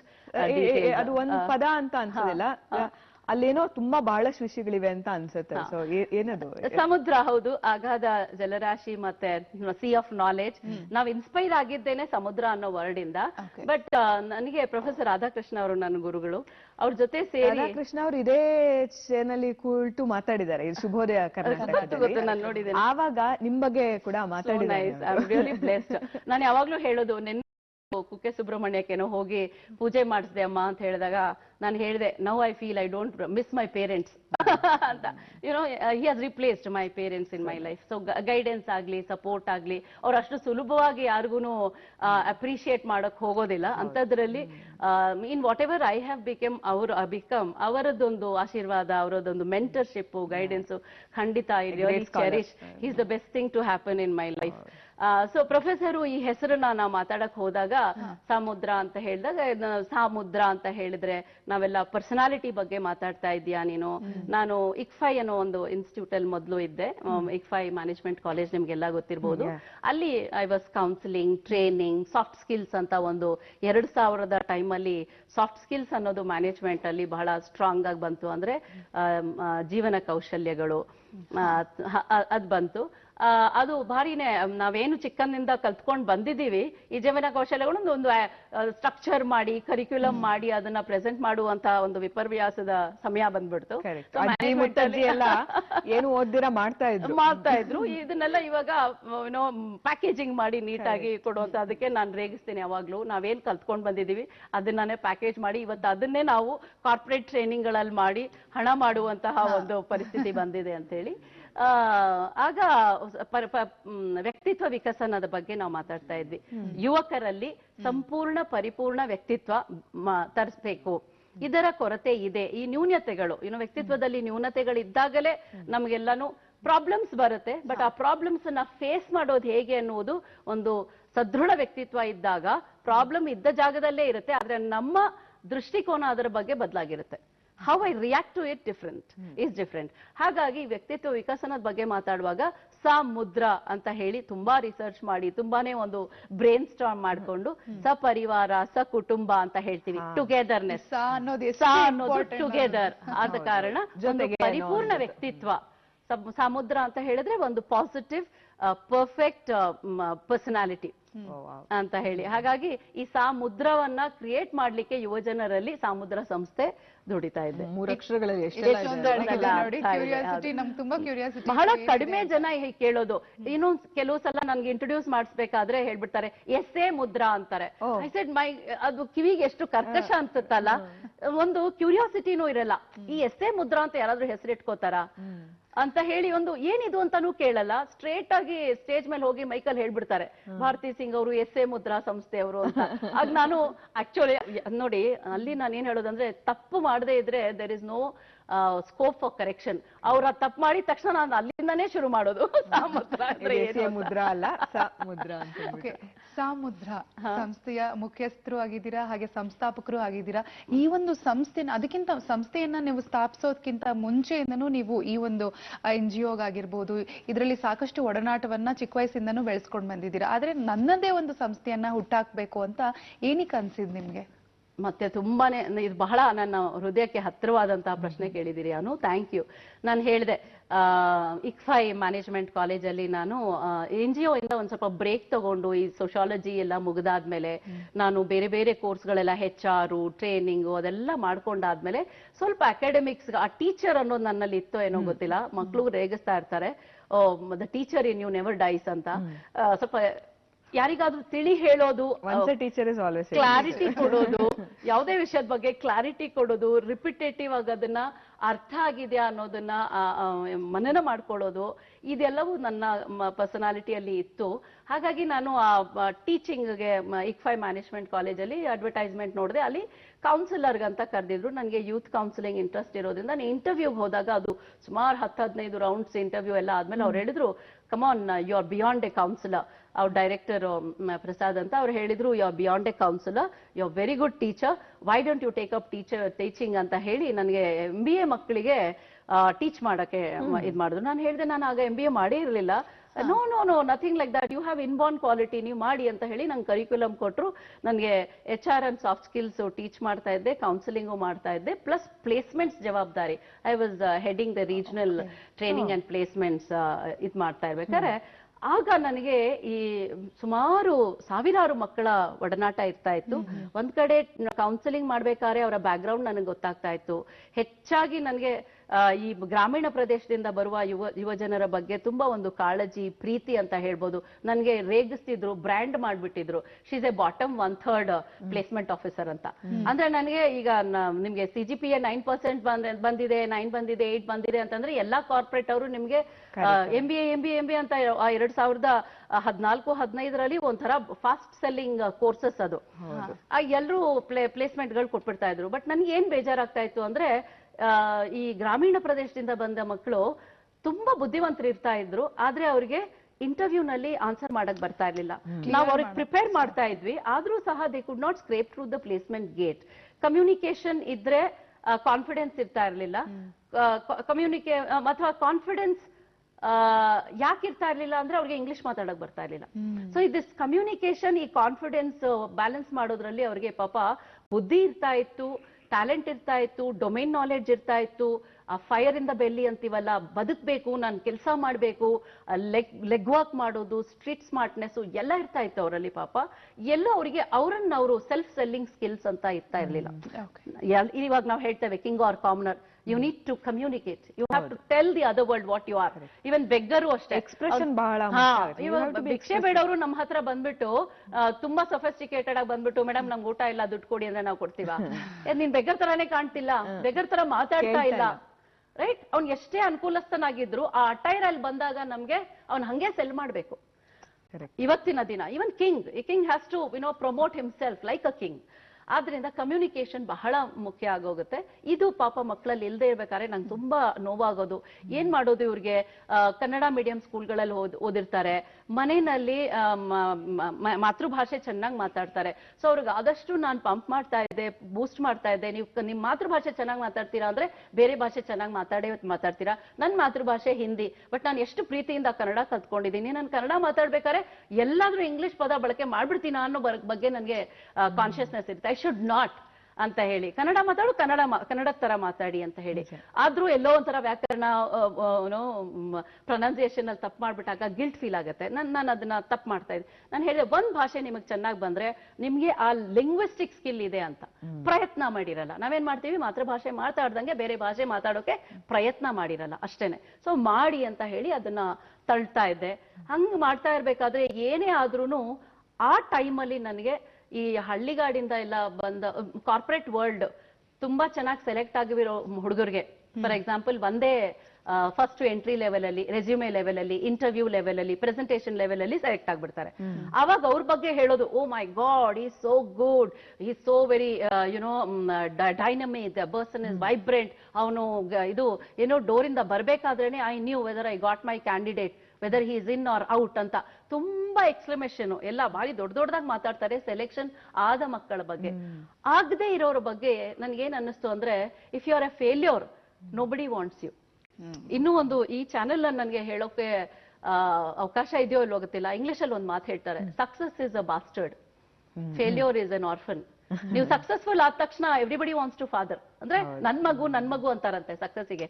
ನನ್ನದು ಕೈ ಇದೆ, ನಾನು ಅದಕ್ಕೆ ಕ್ರೆಡಿಟ್ ಬೇಕು ಅಂತ. ಅದೇ ಫೇಲ್ ಆದವರಿಗೆ ಪಾಪ ಯಾರು ರಿಲೇಟಿವ್ ಆಗ್ತಾ ಇರ್ಲಿಲ್ಲ. ಸೊ ನನ್ಗೆ ಈ ಫೇಲ್ ಆದ ಮಕ್ಕಳ ಬಗ್ಗೆ ಬಹಳ ನೋವಾಗ್ತಾ ಇತ್ತು. ಫೇಲ್ ಆಗಿದ ತಕ್ಷಣ ಒಂದು ಹುಡುಗ ಹಿ ಕಮಿಟೆಡ್ ಸ್ಯೂಸೈಡ್ ಆಲ್ಸೋ. ಆಗ 2015 ಅಲ್ಲಿ. ಆವಾಗ ನನ್ನ ಸ್ಟೂಡೆಂಟ್ ತುಂಬಾ ಕ್ಲೋಸ್ ಆಗಿರ್ತಾ ಇದ್ದ, ತುಂಬಾ ಒಳ್ಳೆ ಹುಡುಗ, ಒಳ್ಳೆ ಮನೆಯಿಂದ ಬರ್ತಾ ಇದ್ದ ಅವನು, ಭಾರಿ ಕನಸುಗಳಿತ್ತು. ಬಟ್ ಆ ಹೆಲ್ಪ್ಲೆಸ್ನೆಸ್ ಏನಾಗುತ್ತೆ, ಮನೆಯಿಂದ ಒಂದು ಎಕ್ಸ್ಪೆಕ್ಟೇಷನ್ ಇರುತ್ತೆ, ಸೊಸೈಟಿಯಿಂದ ಒಂದು ಎಕ್ಸ್ಪೆಕ್ಟೇಷನ್ ಇರುತ್ತೆ. ಮನೆಯಲ್ಲಿ ಎಲ್ರಿಗಿಂತ ಚೆನ್ನಾಗಿ ಸಂಪಾದನೆ ಮಾಡೋ ಮಗ ನಮ್ಗೆ ಆಗಿರ್ಬೇಕು, ಮನೆ ಮಠ ಗಾಡಿ ಏನೋ ಮಾರಿ ಅವರು MBA ಮಾಡ್ಸಿರ್ತಾರೆ. ನ್ಯಾಚುರಲಿ ಇವನ್ಗೂ ಸಾಲ ತೀರಿಸ್ಬೇಕು, ಇಲ್ಲಿ ಬೆಂಗಳೂರಲ್ಲಿ ಇದ್ದಾನೆ ಅಂತ ಒಂದು ಇರುತ್ತೆ. ಬೆಂಗಳೂರಲ್ಲಿ ಇದ್ದ ತಕ್ಷಣ MBA ಮಾಡಿದಾನಂದ್ರೆ 6 ಲಕ್ಷ ಸಂಬಳ ಬರುತ್ತೆ ಅಂತ ಒಂದು ನಮ್ಮ ಮೈಂಡ್ ಸೆಟ್. ಪಾಪ ಹಳ್ಳಿಯವ್ರಿಗೆ ಹೇಳಿ ಹಾಗೇನೆ ಸೆಲ್ಲಿಂಗ್ ಮಾಡ್ಬಿಟ್ಟಿರೋರು. ಹಿಂಗಾಗಿರ್ತಾ ಇತ್ತು. ಮತ್ತೆ ಕಂಪನಿಗಳಿಗೆ ಹೋದ್ರೆ ಎಲ್ರಿಗೂ ಗ್ಲೋಬಲ್ ಸಿಟಿಸನ್ಸೇ ಬೇಕು, ಯಾರಿಗೂನು ಆವರೇಜ್ ಬೇಕಾಗಿಲ್ಲ. Excellent communication, excellent body language, ಎಲ್ಲದರಲ್ಲೂ ಎಕ್ಸಲೆಂಟೇ ಬೇಕು ಅಲ್ವಾ? ಸೊ ಈ ಎಕ್ಸಲೆನ್ಸಿ ಕಾಂಪಿಟೇಷನ್ ಅಲ್ಲಿ ಏನಾಗುತ್ತೆ, ಫಿಟ್ ಆಗದೆ ಇರೋರು, ಫೇಲ್ಯೂರ್ ಅನ್ನೋದನ್ನ ಟೇಸ್ಟ್ ಮಾಡಿರೋ ಮಕ್ಕಳ ಬಗ್ಗೆ ನಾನು ಸ್ವಲ್ಪ ರಿಸರ್ಚ್ ಮಾಡಿ ನನ್ಗಾಗ ಅನ್ನಿಸ್ತು, ಇವ್ರಿಗೆ ಯಾರು ಈ ಒಂದು ಸಂಸ್ಥೆಯ 4 ಗೋಡೆಗಳಲ್ಲಿ ಇದ್ಕೊಂಡು ನಾವು ಬರೀ ನಂಬರ್ಸ್ ಅನ್ನ ಚೇಸ್ ಮಾಡ್ತಾ ಇರ್ತೀವಿ. ಟ್ರೈನಿಂಗ್ ಮಾಡು, ಪ್ಲೇಸ್ಮೆಂಟ್ ಮಾಡು, ಕೆಲಸಗಳು ಕೊಡಿಸು, ಅವ್ರ ಪ್ಯಾಕೇಜ್ಗಳ ಬಗ್ಗೆ ಮಾತಾಡು, ದೊಡ್ಡ ಬೋರ್ಡ್ ಅಲ್ಲಿ ಹಾಕಿ, ಓ ನಮ್ದ್ರಲ್ಲಿ 100% ರಿಸಲ್ಟು, ನಮ್ಮಲ್ಲಿ ಇಷ್ಟು ಜನ ಮಕ್ಕಳು ಪಾಸ್ ಆಗಿದ್ದಾರೆ, ನಮ್ದು ಇಂಥ ಕಾಲೇಜು ಅಂತ we start promoting, marketing tool. ಮಕ್ಕಳು ಸಹ ಟೂಲ್ ಆಗ್ಬಿಡ್ತಾರೆ. But do we think about those who don't reach there? ಇವ್ರುಗಳು ಫೇಲ್ಯೂರ್ ಅನ್ನ ಅಕ್ಸೆಪ್ಟ್ ಮಾಡ್ಕೊಳ್ಳೋಕೆ ನಾವು ಪ್ರಿಪೇರ್ ಮಾಡಿರಲ್ಲ. They are not prepared to accept a no. ಆಗ ಈ ಸ್ಯೂಸೈಡಲ್ ಟೆಂಡೆನ್ಸಿಗಳು ಜಾಸ್ತಿ ಆಗಕ್ ಶುರುವಾಗಿತ್ತು. 2015-16 ನಂತರ ನಾನು ನೋಡಿದಾಗ, ಇವತ್ತು ಸಮೀಕ್ಷೆ ಹೇಳುತ್ತೆ, NDTV ಸಮೀಕ್ಷೆ ಒಂದು ಮಾಡಿದೆ, ಅಥವಾ WHO ಸಮೀಕ್ಷೆ ನೋಡಿ, ಪ್ರತಿ ಗಂಟೆಗೆ 4 students, forget about people are youth, 4 ಸ್ಟೂಡೆಂಟ್ಸ್ಗಳು ಪ್ರಾಣಹತ್ಯೆ ಮಾಡ್ಕೊಳ್ಳೋದಕ್ಕೆ ಯೋಚನೆ ಮಾಡ್ತಾರೆ ಅಂತ. ಯಾಕಾಗುತ್ತೆ ಅಂತ ನಾನು ಒಂದು 3000 ಮಕ್ಕಳಿಗೆ ಇದು ಒಂದು ಕ್ವೆಶ್ಚನೇರ್ ಪ್ರಿಪೇರ್ ಮಾಡಿ ಅಕಾಡೆಮಿಕಲಿ ಇಂಟರ್ವ್ಯೂ ಮಾಡಿದೆ, ವೇರಿಯಸ್ ಕಾಲೇಜಸ್ ಅಲ್ಲಿ ಹೋಗಿ, ಏನು ನಿಮ್ಮ ತೊಂದರೆ ಅಂತ. 90% ಮಕ್ಕಳು they get into suicidal mode because they have a disappointment ಇರುತ್ತೆ. ಆ ಡಿಸಪಾಯಿಂಟ್ಮೆಂಟ್ ಯಾಕೆ ಅಂದ್ರೆ ಡ್ಯೂ ಟು ಸಮ್ ಫೇಲ್ಯೂರ್. ಒಂದು ಅಕಾಡೆಮಿಕ್ ಫೇಲ್ಯೂರ್ ಆಗಿರ್ಬೋದು, ಪರ್ಸನಲ್ ಲೈಫ್ ಅಲ್ಲಿ ಅವರ ರೊಮಾನ್ಸಸ್. ಯುವ ಜನರಲ್ಲಿ ಅದೇ, ಒಂದು ಹುಡುಗಿ ಇಷ್ಟಪಟ್ಟಿಲ್ಲ ಅಂದ್ರೆ ಈಗೋಗ್ ತಗೊಂಡ್ಬಿಡ್ತಾರೆ, ಹುಡುಗ ಬಿಟ್ಟ ಅಂದ್ರೆ ಅವಮಾನ ಆಗೋಗುತ್ತೆ, ಅದನ್ನ ಅಕ್ಸೆಪ್ಟ್ ಮಾಡಲ್ಲ ಅವರು. It's okay, somebody goes to make someone else to come in ಅನ್ನೋದು ಅಷ್ಟು ಪ್ರಬುದ್ಧತೆ ಅವ್ರಿಗಿರಲ್ಲ. ಸೊ ಅದನ್ನ ತಗೊಳ್ತಾರೆ. ಇಲ್ಲ ಪ್ರಾಜೆಕ್ಟ್ಗಳು, ಇಲ್ಲ ಇಂಟರ್ವ್ಯೂಗಳು, ಏನೋ ಒಂದು ಎಕ್ಸಾಮ್ಸ್ ಫೇಲ್ಯೂರ್ ದೊಡ್ಡ ವಿಷಯ ಇವತ್ತಿನ ದಿನ ಅಂದ್ರೆ ಎಕ್ಸಾಮ್ ಅಲ್ವಾ. ಸೊ ಫೇಲ್ಯೂರ್ ಅನ್ನು ಹ್ಯಾಂಡಲ್ ಮಾಡಕ್ಕೆ ನಾವು ಯಾವಾಗ ಮಕ್ಕಳನ್ನ ತಯಾರಿ ಮಾಡಲ್ವೋ ಆಗಿನ ತನಕ ನಾವು ಸದೃಢರನ್ನಾಗಿ ನಮ್ಮ ಹಾಗೆ ನಾವೆಲ್ಲ ಎಷ್ಟೊಂದು ಫೇಲ್ಯೂರ್ಸ್ ನೋಡಿದೀವಿ, personal failures, professional failures, financial failures. But ನಮ್ಮದೊಂದು ಧೋರಣೆ ಏನು, ವೈ ಮೀ ಅವತ್ತೂ ಇಲ್ಲ. ಓ ನನಗೆ ಯಾಕಪ್ಪ ಹಿಂಗಾಯ್ತು ಅಂತಲ್ಲ, ನಮ್ದು ತಕ್ಷಣ ಏನಾಗ್ತಾ ಇತ್ತು, ಟ್ರೈ ಮೀ. ಬಂದ ಪ್ರಾಬ್ಲಮ್ ದೊಡ್ಡದೋ ನಾವು ದೊಡ್ಡದು, ನಮ್ಮಲ್ಲಿರುವ ಒಂದು ಶಕ್ತಿ ದೊಡ್ಡದು, ಲೆಟ್ ಮಿ ಟ್ರೈ ದಿಸ್, ಓ ಇದು ಒಂದು ಆಗ್ತಾ ಇದೆಯಾ, ಲೆಟ್ ಮಿ ಫೇಸ್ ದಿಸ್ ಅಂತ. ಹಾಗೆ again coming back to joint families, ಏಳೋದು ಬೀಳೋದು ಅಳೋದು, ನಮ್ಮ ಪ್ರಾಬ್ಲಮ್ಸ್ ಅನ್ನ ನಾವೇ ಸಾಲ್ವ್ ಮಾಡೋದು, ತುಂಬಾ ಒಂದು ಸ್ಪೂನ್ ಫೀಡಿಂಗ್ ಮಾಡ್ತಾ ಇರ್ಲಿಲ್ಲ ಆಗ. ಅದ್ರಿಂದ ನಾವೆಲ್ಲ ಸ್ವಲ್ಪ ಟೊಳ್ಳು ವ್ಯಕ್ತಿತ್ವಗಳಾಗ್ಲಿಲ್ಲ, ಗಟ್ಟಿತನ ಬಂತು, ನಾವೆಲ್ಲ ಸ್ಟ್ರಾಂಗ್ ಚಿಲ್ಡ್ರನ್ ಆಗ್ಬಿಟ್ವಿ. ಆದ ಕಾರಣ ಅದಾದ್ಮೇಲೆ ತಂದೆ ತಾಯಿನ ಬಿಟ್ಟಾದ್ಮೇಲೆ ಇವತ್ತು ಅವ್ರನ್ನ ಈ ಪ್ರಪಂಚ ಬಿಟ್ಟು ಹೋದ್ರುನು ನಾವೆಲ್ಲ ಟೆರಿಟೋರಿಯಲ್ ಆನಿಮಲ್ಸ್. ನಮಗ್ ಗೊತ್ತು ಹೆಂಗ್ ಇರ್ಬೇಕು, ಯಾವ ತರ ಇರ್ಬೇಕು, ನಮ್ಗೆ ಯಾವ್ದು ಸರಿ, ನಮ್ಗೆ ಯಾವ್ದು ತಪ್ಪು, ಇದೆಲ್ಲ ಮನೆಯಿಂದಾನೇ ನಮ್ಗೆ ದೊಡ್ಡ ರೀತಿಯಲ್ಲಿ ಬೆಳವಣಿಗೆ ಆಗಿದೆ. ಹಾಗಾಗಿ ನಾನು ಎಕ್ಫೈನಲ್ಲಿ ಈ ಎಕ್ಸಾಂಪಲ್ಸ್ ತುಂಬಾ ಸ್ಟ್ರಾಂಗ್ ಆಗಿ ನಾನು ತಗೊಂಡು ಈ ಎಕ್ಸ್ಪೀರಿಯನ್ಸಸ್ ಗಳಾದಾಗ ಪ್ರೊಫೆಸರ್ ರಾಧಾಕೃಷ್ಣ ಅವ್ರ ಹತ್ರ ಹೇಳಿದ ಮೇಲೆ ಅವ್ರು ಹೇಳಿದ್ರು, ನಂದೇ ಒಂದು ಸಂಸ್ಥೆ ಸ್ಟಾರ್ಟ್ ಮಾಡ್ಬೇಕು ಸರ್, ನಾನು ಈ ತರ ಮಾಡಿ ಎಷ್ಟಾಗುತ್ತೋ ಅಷ್ಟೇ. ಏನೂ ಇಲ್ಲ, ಯುವ ಜನರು, ಹುಡುಗರು ಹುಡುಗಿರು ಅವರದ್ದು ಮಲ್ಟಿಪಲ್ ಪ್ರಾಬ್ಲಮ್ಸ್ ಮಾತಾಡೋದಕ್ಕೋಸ್ಕರ ಒಂದು ಪ್ಲಾಟ್ಫಾರ್ಮ್ ಮಾಡಬೇಕು, ಒನ್ ವಿಂಡೋ ಸೊಲ್ಯೂಷನ್ ಮಾಡಬೇಕು. ಆಗ ಒಂದು ಕಾನ್ಸೆಪ್ಷಲೈಸ್ ಮಾಡಿದೆ ಯುವ ಸಹಾಯವಾಣಿ ಅಂತ, ಯೂತ್ ಹೆಲ್ಪ್ಲೈನ್, ಯುವ ಸಹಾಯವಾಣಿ, ಯುವ ಹೆಲ್ಪ್ಲೈನ್, ಸಮುದ್ರ ಯುವ ಹೆಲ್ಪ್ಲೈನ್ ಅಂತ ಮಾಡಿದ್ವಿ. ಆಗ ನಮ್ಗೆ ಕರೆಗಳು ಬರಕ್ ಶುರು ಮಾಡಿದ್ದು, ಅಲ್ಲಿಂದ ಸಂಸ್ಥೆ ಹುಟ್ಟಿತು. ಅದೇ ಇವತ್ತು ನಾವು ಈ ಸಂಸ್ಥೆ ಏನೇನ್ ಸಾಧಿಸಿದೆ ಅಂತೆಲ್ಲ ನೋಡ್ತಾ ಹೋದ್ರೆ, ನೀವು ಶುರು ಮಾಡುವಾಗ ಯುವಜನರ ಸಮಸ್ಯೆ ಅಂತ ಶುರು ಮಾಡಿದ್ರು ಅದ್ ಒಂದಕ್ಕೆ ಸೀಮಿತವಾಗಿಲ್ಲ ಅಂತ ಅನ್ಸುತ್ತೆ. ಬಿಗ್ ಲಿಸ್ಟ್ ಆಫ್ ಅಚೀವ್ಮೆಂಟ್ಸ್ ಅಥವಾ ಸಮಾಜಕ್ಕೆ ಈ ಸಂಸ್ಥೆ ಮೂಲಕ ಕೊಟ್ಟರು ಅಂತದ್ದು. ನೀವೇನಾದ್ರು ಸೆಗ್ಮೆಂಟ್ಸ್ ಅಂತ ಮಾಡ್ಕೊಂಡಿದ್ದೀರಾ? ಅಂದ್ರೆ ಈ ಸಮುದ್ರ ಸಂಸ್ಥೆಯಲ್ಲಿ ಇಂತಿಂತ ವಿಭಾಗಗಳು, ಇಂತಿಂತ ಸಮಸ್ಯೆಗಳಿಗೆ ನಾವು ದೃಷ್ಟಿ ಹರಿಸ್ತೀವಿ, ಈ ರೀತಿ ಸಮಸ್ಯೆ ಇರೋರು ನಮ್ಮ ಹತ್ರ ಬರ್ಬೋದು. ಏನಾದ್ರು ಸ್ಪೆಸಿಫಿಕ್ ಸೆಗ್ಮೆಂಟ್ಸ್ ಅಂತ ಇದೆಯಾ? ಖಂಡಿತ. ನಾವ್ ಮಾಡ್ಬೇಕಾದ್ರೆ ಹೇಳಿದೆ, ತುಂಬಾ ಯೋಚನೆ ಮಾಡಿದ್ವಿ. ಮಾಡಿದಾಗ ಪ್ರೊಫೆಸರ್ ರಾಧಾಕೃಷ್ಣ ಅವರು ಎಂಥ ಶಿಕ್ಷಣ ತಜ್ಞರವರು, ಮತ್ತೆ ತುಂಬಾ ಸಮಾಜದ ಬಗ್ಗೆ ಕಾಳಜಿ, ಮೇಧಾವಿ, ಅವರು ವಿಷನರಿ ಸಹ. ಅವ್ರ ಜೊತೆ ಕುತ್ಕೊಂಡು ನಾವು ಮಾತಾಡ್ತಾ ಇರ್ಬೇಕಾದ್ರೆ ವಿ ಮೇಡ್ ಇಟ್ ಯುನೋ, ಯುವಕರು ಅಂದಾಗ ಯಾರು, ಒಂದು 10th ಸ್ಟ್ಯಾಂಡರ್ಡ್ ಆದ್ಮೇಲೆ ನಮ್ಮಲ್ಲಿ 2-3 ಪಾಯಿಂಟ್ ಅಲ್ಲಿ ಜಾಯಿನ್ ಆಗ್ಬೇಕಾಗಿತ್ತು. ಯುವಕರಲ್ಲಿ ಏಜ್ ಗ್ಯಾಪ್ ಏನು, ಏಜ್ ಸ್ಪ್ಯಾನ್ ಏನಿರ್ಬೇಕು, ಮತ್ತೆ ಅವರ ಯಾವ್ಯಾವ ಪ್ರಾಬ್ಲಮ್ಸ್ ಇರುತ್ತೆ. ಯುವಕರು ಅಂದಾಗ ಸ್ಕೂಲಲ್ಲಿ ಇರ್ತಾರೆ, ಸ್ಕೂಲಿಂದ ಹೊರಗಿರ್ತಾರೆ, ಕಾಲೇಜಲ್ಲಿ ಇರ್ತಾರೆ, ಕಾಲೇಜಿಂದ ಹೊರಗಿರ್ತಾರೆ, ಕೆಲಸಕ್ಕೆ ಹೋಗ್ತಾ ಇರ್ತಾರೆ, ಅಥವಾ ನಿರುದ್ಯೋಗಿಗಳಾಗಿರ್ತಾರೆ. ರೈಟ್, ಇಷ್ಟ ಇರ್ತಾರೆ. ಅದ್ರಲ್ಲೂ ಹೆಣ್ಮಕ್ಳ ಬಗ್ಗೆ ಮಾತಾಡಕ್ ಹೋದಾಗ ಹೆಣ್ಮಕ್ಳಿಗೂ ಅದೇ, ಶಾಲೆಯಲ್ಲಿ ಇರ್ತಾರೆ, ಹೊರತಾಗಿರ್ತಾರೆ, ಕಾಲೇಜ್ ಇರ್ತಾರೆ, ಹೊರತಾಗಿರ್ತಾರೆ. ಬಟ್ ಅವ್ರಿಗೆ ಇನ್ನೊಂದು ಪ್ರಾಬ್ಲಮ್ ಏನಂದ್ರೆ, ಬಹಳ ಬೇಗ ಬರುವಂತಹದ್ದು ಈ ರಿಲೇಶನ್ಶಿಪ್ ಇಶ್ಯೂಸ್. ಮದ್ವೆ ಆಗಿರತ್ತೆ, 16-17 ವರ್ಷಕ್ಕೆ ಮದ್ವೆ ಆಗಿರ್ತಾರೆ, ತುಂಬಾ ಬೇಗ ಸಿಂಗಲ್ ಪೇರೆಂಟ್ಸು ಅಥವಾ ಡಿವೋರ್ಸಿಗಳು, ಈ ಸೆಕ್ಷುವಲ್ ಹರಾಸ್ಮೆಂಟ್, ಈ ಸೋಷಿಯಲ್ ಈ ನಮ್ಮ ಏನು ಇಶ್ಯೂಗಳಿದೆ, ಈ ಪಿಡುಗುಗಳಿಗೆ ಬೇಗ ಬಲಿಯಾಗೋರು ಹೆಣ್ಮಕ್ಳು. ಹಾಗಾಗಿ ಅವರು ಯುವಕರಲ್ಲಿ ಮದ್ವೆ ಆಗಿದ್ರು, ಮಗು ಆಗಿದ್ರು ಅವ್ರು ಇನ್ನು ಯುವಕರಾಗೇ ಇರ್ತಾರೆ, ನಮ್ಮ ಈ ಸೆಕ್ಟರ್ಗೆ ಬಂದ್ಬಿಡ್ತಾರೆ. ಸೊ ನಾವು ಇದನ್ನ ಡಿಸೈನ್ ಮಾಡ್ಬೇಕಾದ್ರೆ ಮೊದಲು ಮಾಡಿದ್ವು ನಾವು ಸಾಂತ್ವನ ಸಮಾಲೋಚನಾ, ಕೌನ್ಸಿಲಿಂಗ್ ಅಂಡ್ ಗೈಡೆನ್ಸ್. ಇದ್ರೊಳಗಡೆ ಯುವ ಸಹಾಯವಾಣಿ ಬಹಳ ದೊಡ್ಡ ರೀತಿಯಲ್ಲಿ ಕೆಲಸ ಮಾಡುತ್ತೆ. ಕೌನ್ಸಿಲಿಂಗ್ ಮಾಡ್ತೀವಿ ಅವ್ರಿಗೆ. ಕೌನ್ಸಿಲಿಂಗ್ ಟೆಲಿಫೋನಿಕ್ ಆಗಿ ಮಾಡ್ತೇವೆ, ಫ್ರೀ ಆಗೇ ಮಾಡ್ತೇವೆ. ಅಕ್ರಾಸ್ ಕರ್ನಾಟಕ ಫೋನ್ಸ್ ಬರುತ್ತೆ. ನಮ್ಗೆ ಹೆಮ್ಮೆ ಅಂತ ಹೇಳಿದ್ರೆ, ಕರ್ನಾಟಕದಲ್ಲಿ ಎಲ್ಲೋ ಬೆಂಗಳೂರಲ್ಲಿ, ಮಲ್ಲೇಶ್ವರದಲ್ಲಿ ಕೂತ್ಕೊಂಡು ನಾವು ಸಂಸ್ಥೆ ಸ್ಟಾರ್ಟ್ ಮಾಡಿ ಒಂದು ಹೆಲ್ಪ್ ಲೈನ್ ಅಂತ ಮಾಡಿರೋದು. ಅಕ್ರಾಸ್ ಇಂಡಿಯಾ, नॉर्थ इंडिया इंदा ತುಂಬಾ ಕಾಲ್ಸ್ ಬರುತ್ತೆ. गूगल किया हमने, हमें पता चला, हमको बहुत अच्छा लगता है कि आप फ्री में इतना सब बोल रहे हो. ನಾವು ಅಂದ್ರೆ ಅವ್ರಿಗೆ ಅಷ್ಟು ಚೆನ್ನಾಗಿ ನಾವು ಮಾತಾಡಿದಾಗ ಅವ್ರಿಗೆ ನಂಬೋಕೆ ಆಗಲ್ಲ. ಒಂದು ಫ್ರೀ ಆಗಿ ಇಷ್ಟು ಚೆನ್ನಾಗಿ ಕೌನ್ಸಿಲಿಂಗ್ ನಮಗ್ ಮಾಡ್ತೀರಾ, ನೀವು ಟೆಲಿಫೋನಿಕಲಿ ಎಷ್ಟೊಂದು ಸೊಲ್ಯೂಷನ್ಸ್ ಕೊಡ್ತೀರಾ, ಕರಿಯರ್ ಬಗ್ಗೆ, ಅಕಾಡೆಮಿಕ್ಸ್ ಬಗ್ಗೆ, any crisis that they go through. ಹಾಗೆ ಸಾಂತ್ವನ ಸಮಾಲೋಚನಾ. ಅದಾದ ನಂತರ ಬರೀ ಯುವ ಜನರಲ್ಲಿ ಇನ್ನೊಂದು ಅಭ್ಯಾಸ ಏನಂತ ಹೇಳಿದ್ರೆ, ಅವ್ರಿಗೆ ಪ್ರಾಬ್ಲಮ್ಸ್ ಇದೆ ಅಂತ ಹೇಳ್ಕೊಳ್ಳೋದ್ರಲ್ಲಿ ಈಗೋನೋ ಅಥವಾ ಮುಜುಗರನೂ ಇರಬಹುದು. ಹೆಚ್ಚಾಗಿ ಒಂದ್ ಸ್ವಲ್ಪ ಕೀಳರಿಮೆ ಅಕ್ಸೆಪ್ಟ್ ಮಾಡ್ಕೊಳ್ಳಲ್ಲ ಅವ್ರುಗಳು. ಆದ್ರಿಂದ ಹಿಂದೆ ಕುತ್ಕೊಂಡು ಮಾತಾಡೋದು, ಫೋನ್ ನಲ್ಲಿ ಎಲ್ಲೋ ಯಾರೋ ಮಾತಾಡ್ತಾರೆ ಅನ್ನುವಾಗ ಆರಾಮಾಗಿ ಕುತ್ಕೊಂಡು ಹೇಳ್ಕೊಳ್ತಾ ಇರೋದು. ಬಟ್ ಎಲ್ಲಿನ ತನಕ ಇದಾಗತ್ತೆ, ಎಲ್ಲೋ ನೀವು ಹೊರಗೆ ಬರ್ಲೇಬೇಕು. ಹಿಂದೆ ಕುತ್ಕೊಂಡು ಅನಾನಿಮಸ್ ಆಗಿ ನೀವು ಮಾತಾಡ್ತೀರಾ, ಯಾರೋ ಸೊಲ್ಯೂಷನ್ ಕೊಡ್ತಾರೆ. ಬಟ್ ನಿಮ್ಮ ಪ್ರಾಬ್ಲಮ್ಸ್ ಅನ್ನ ನೀವು ನಮ್ಮ ಮುಂದೆ ಕೂತ್ಕೊಂಡು ಹೇಳಿ ವಿ ಮೇಕ್ ದೆಮ್ ಪಾರ್ಟಿಸಿಪೇಟ್. ಇದು ನಾವು ಸಕ್ಸಸ್ಫುಲ್ ಆದ್ವಿ. ಯಾರ್ಯಾರು ಕದ್ದು ಮುಚ್ಚಿ ಹಿಂದೆ ಕುತ್ಕೊಂಡು ಫೋನ್ ಮಾಡ್ತಾರೋ ಅವರನ್ನೆಲ್ಲರೂ ನಾವು 90% ನಮ್ಮ ಹತ್ರ ಕರೆಸಿ, ಅವರ ಕುಟುಂಬದವರಾಗಿರ್ಬೋದು, ಪೋಷಕರಾಗಿರ್ಬೋದು, ಈವನ್ ಪಾರ್ಟ್ನರ್ಸ್ ಆಗಿರ್ಬೋದು, ಅವರನ್ನ ಕರೆದು ಅವರದ್ದು ಪ್ರಾಬ್ಲಮ್ ಸಾಲ್ವಿಂಗ್ ಅಲ್ಲಿ ವಿ ಮೇಕ್ ದೆಮ್ ಪಾರ್ಟಿಸಿಪೇಟ್ರಿ. ಓಕೆ. ಅವ್ರು ಕುತ್ಕೊಂಡು ಅದನ್ನ ಮಾಡ್ತಾರೆ. ಒಂದು ಸಾಂತ್ವನ ಸಮಾಲೋಚನಾ. ಮತ್ತೆ ನೆಕ್ಸ್ಟ್ ಇದು ನಮ್ಗೆ ಶಾಲೆಯಲ್ಲಿರೋ ಮಕ್ಕಳಾಗಿರ್ಬೋದು, SSLC PUC ನವರಾಗಿರ್ಬೋದು, ಅದು ನೆಕ್ಸ್ಟ್ ಮೌಲ್ಯ ಕೌಶಲ್ಯ. ಕೌನ್ಸಿಲಿಂಗ್ ಆದದ್ದು ಎಕ್ಸ್ಟೆನ್ಷನ್ ಏನಂದ್ರೆ ಜೀವನದ ಮೌಲ್ಯಗಳು, ವೃತ್ತಿ ಕೌಶಲ್ಯಗಳು. ನೀವು ಬರೀ ಕೌನ್ಸಿಲಿಂಗ್ ಮಾಡಿ ಯುವ ಜನರಿಗೆ ನೀವು ಬರೀ ಮಾತಾಡಿ ಬಿಟ್ಬಿಟ್ರೆ ಮತ್ತದು ವೇಸ್ಟ್. ಮತ್ ನೆಕ್ಸ್ಟ್ ಏನು ನಾವು ಕಂಡಿಡ್ದಿರ್ತೀವಿ, ನಿನ್ಗೆ ಈ ಪ್ರಾಬ್ಲಮ್ ಇದೆ, ನಿನ್ಗಿತ್ತು ನೀನ್ ಇಂಪ್ರೂವೈಸ್ ಮಾಡ್ಕೋಬೇಕು, ಪರಿಹಾರ ಮಾಡ್ಬೇಕು, ಎಲ್ ಮಾಡ್ತೀಯಾ? ನಾವು ಡಯಾಗ್ನೋಸ್ ಮಾಡಿ ಎಲ್ಲೋ ಕಳಿಸ್ಬಿಡಲ್ಲ. ನಮ್ಮಲ್ಲೇ ನಾವು ವೃತ್ತಿ ಕೌಶಲ್ಯಗಳನ್ನು ಕೊಡ್ತೇವೆ. ಇಂಗ್ಲಿಷ್ ಆಗಿರ್ಬೋದು, ಕಂಪ್ಯೂಟರ್ ಆಗಿರ್ಬೋದು, ಅಥವಾ ಜಾಬ್ ಸ್ಕಿಲ್ಸ್ ಆಗಿರ್ಬೋದು, ರಿಟೇಲ್ ಸ್ಕಿಲ್ಸ್ ಹೇಳ್ಕೊಡ್ತೇವೆ, ಟ್ಯಾಲಿ ಹೇಳ್ಕೊಡ್ತೇವೆ. ಸೊ ಅವ್ರವ್ರ ತಕ್ಕನ ಹಾಗೆ ಅವರಿಗೆ ಒಂದು ಫಸ್ಟ್ ಫೌಂಡೇಶನ್, ಒಂದು WHO ಸರ್ಟಿಫೈಡ್ ಏನು 10 ಸಾಫ್ಟ್ ಸ್ಕಿಲ್ಸ್ ಅಂತ ಹೇಳ್ತೀವಿ, ಜೀವನ ಕಲೆಗಳನ್ನ ಅವ್ರಿಗೆ ಫಸ್ಟ್ ಹೇಳ್ಕೊಡ್ತೀವಿ.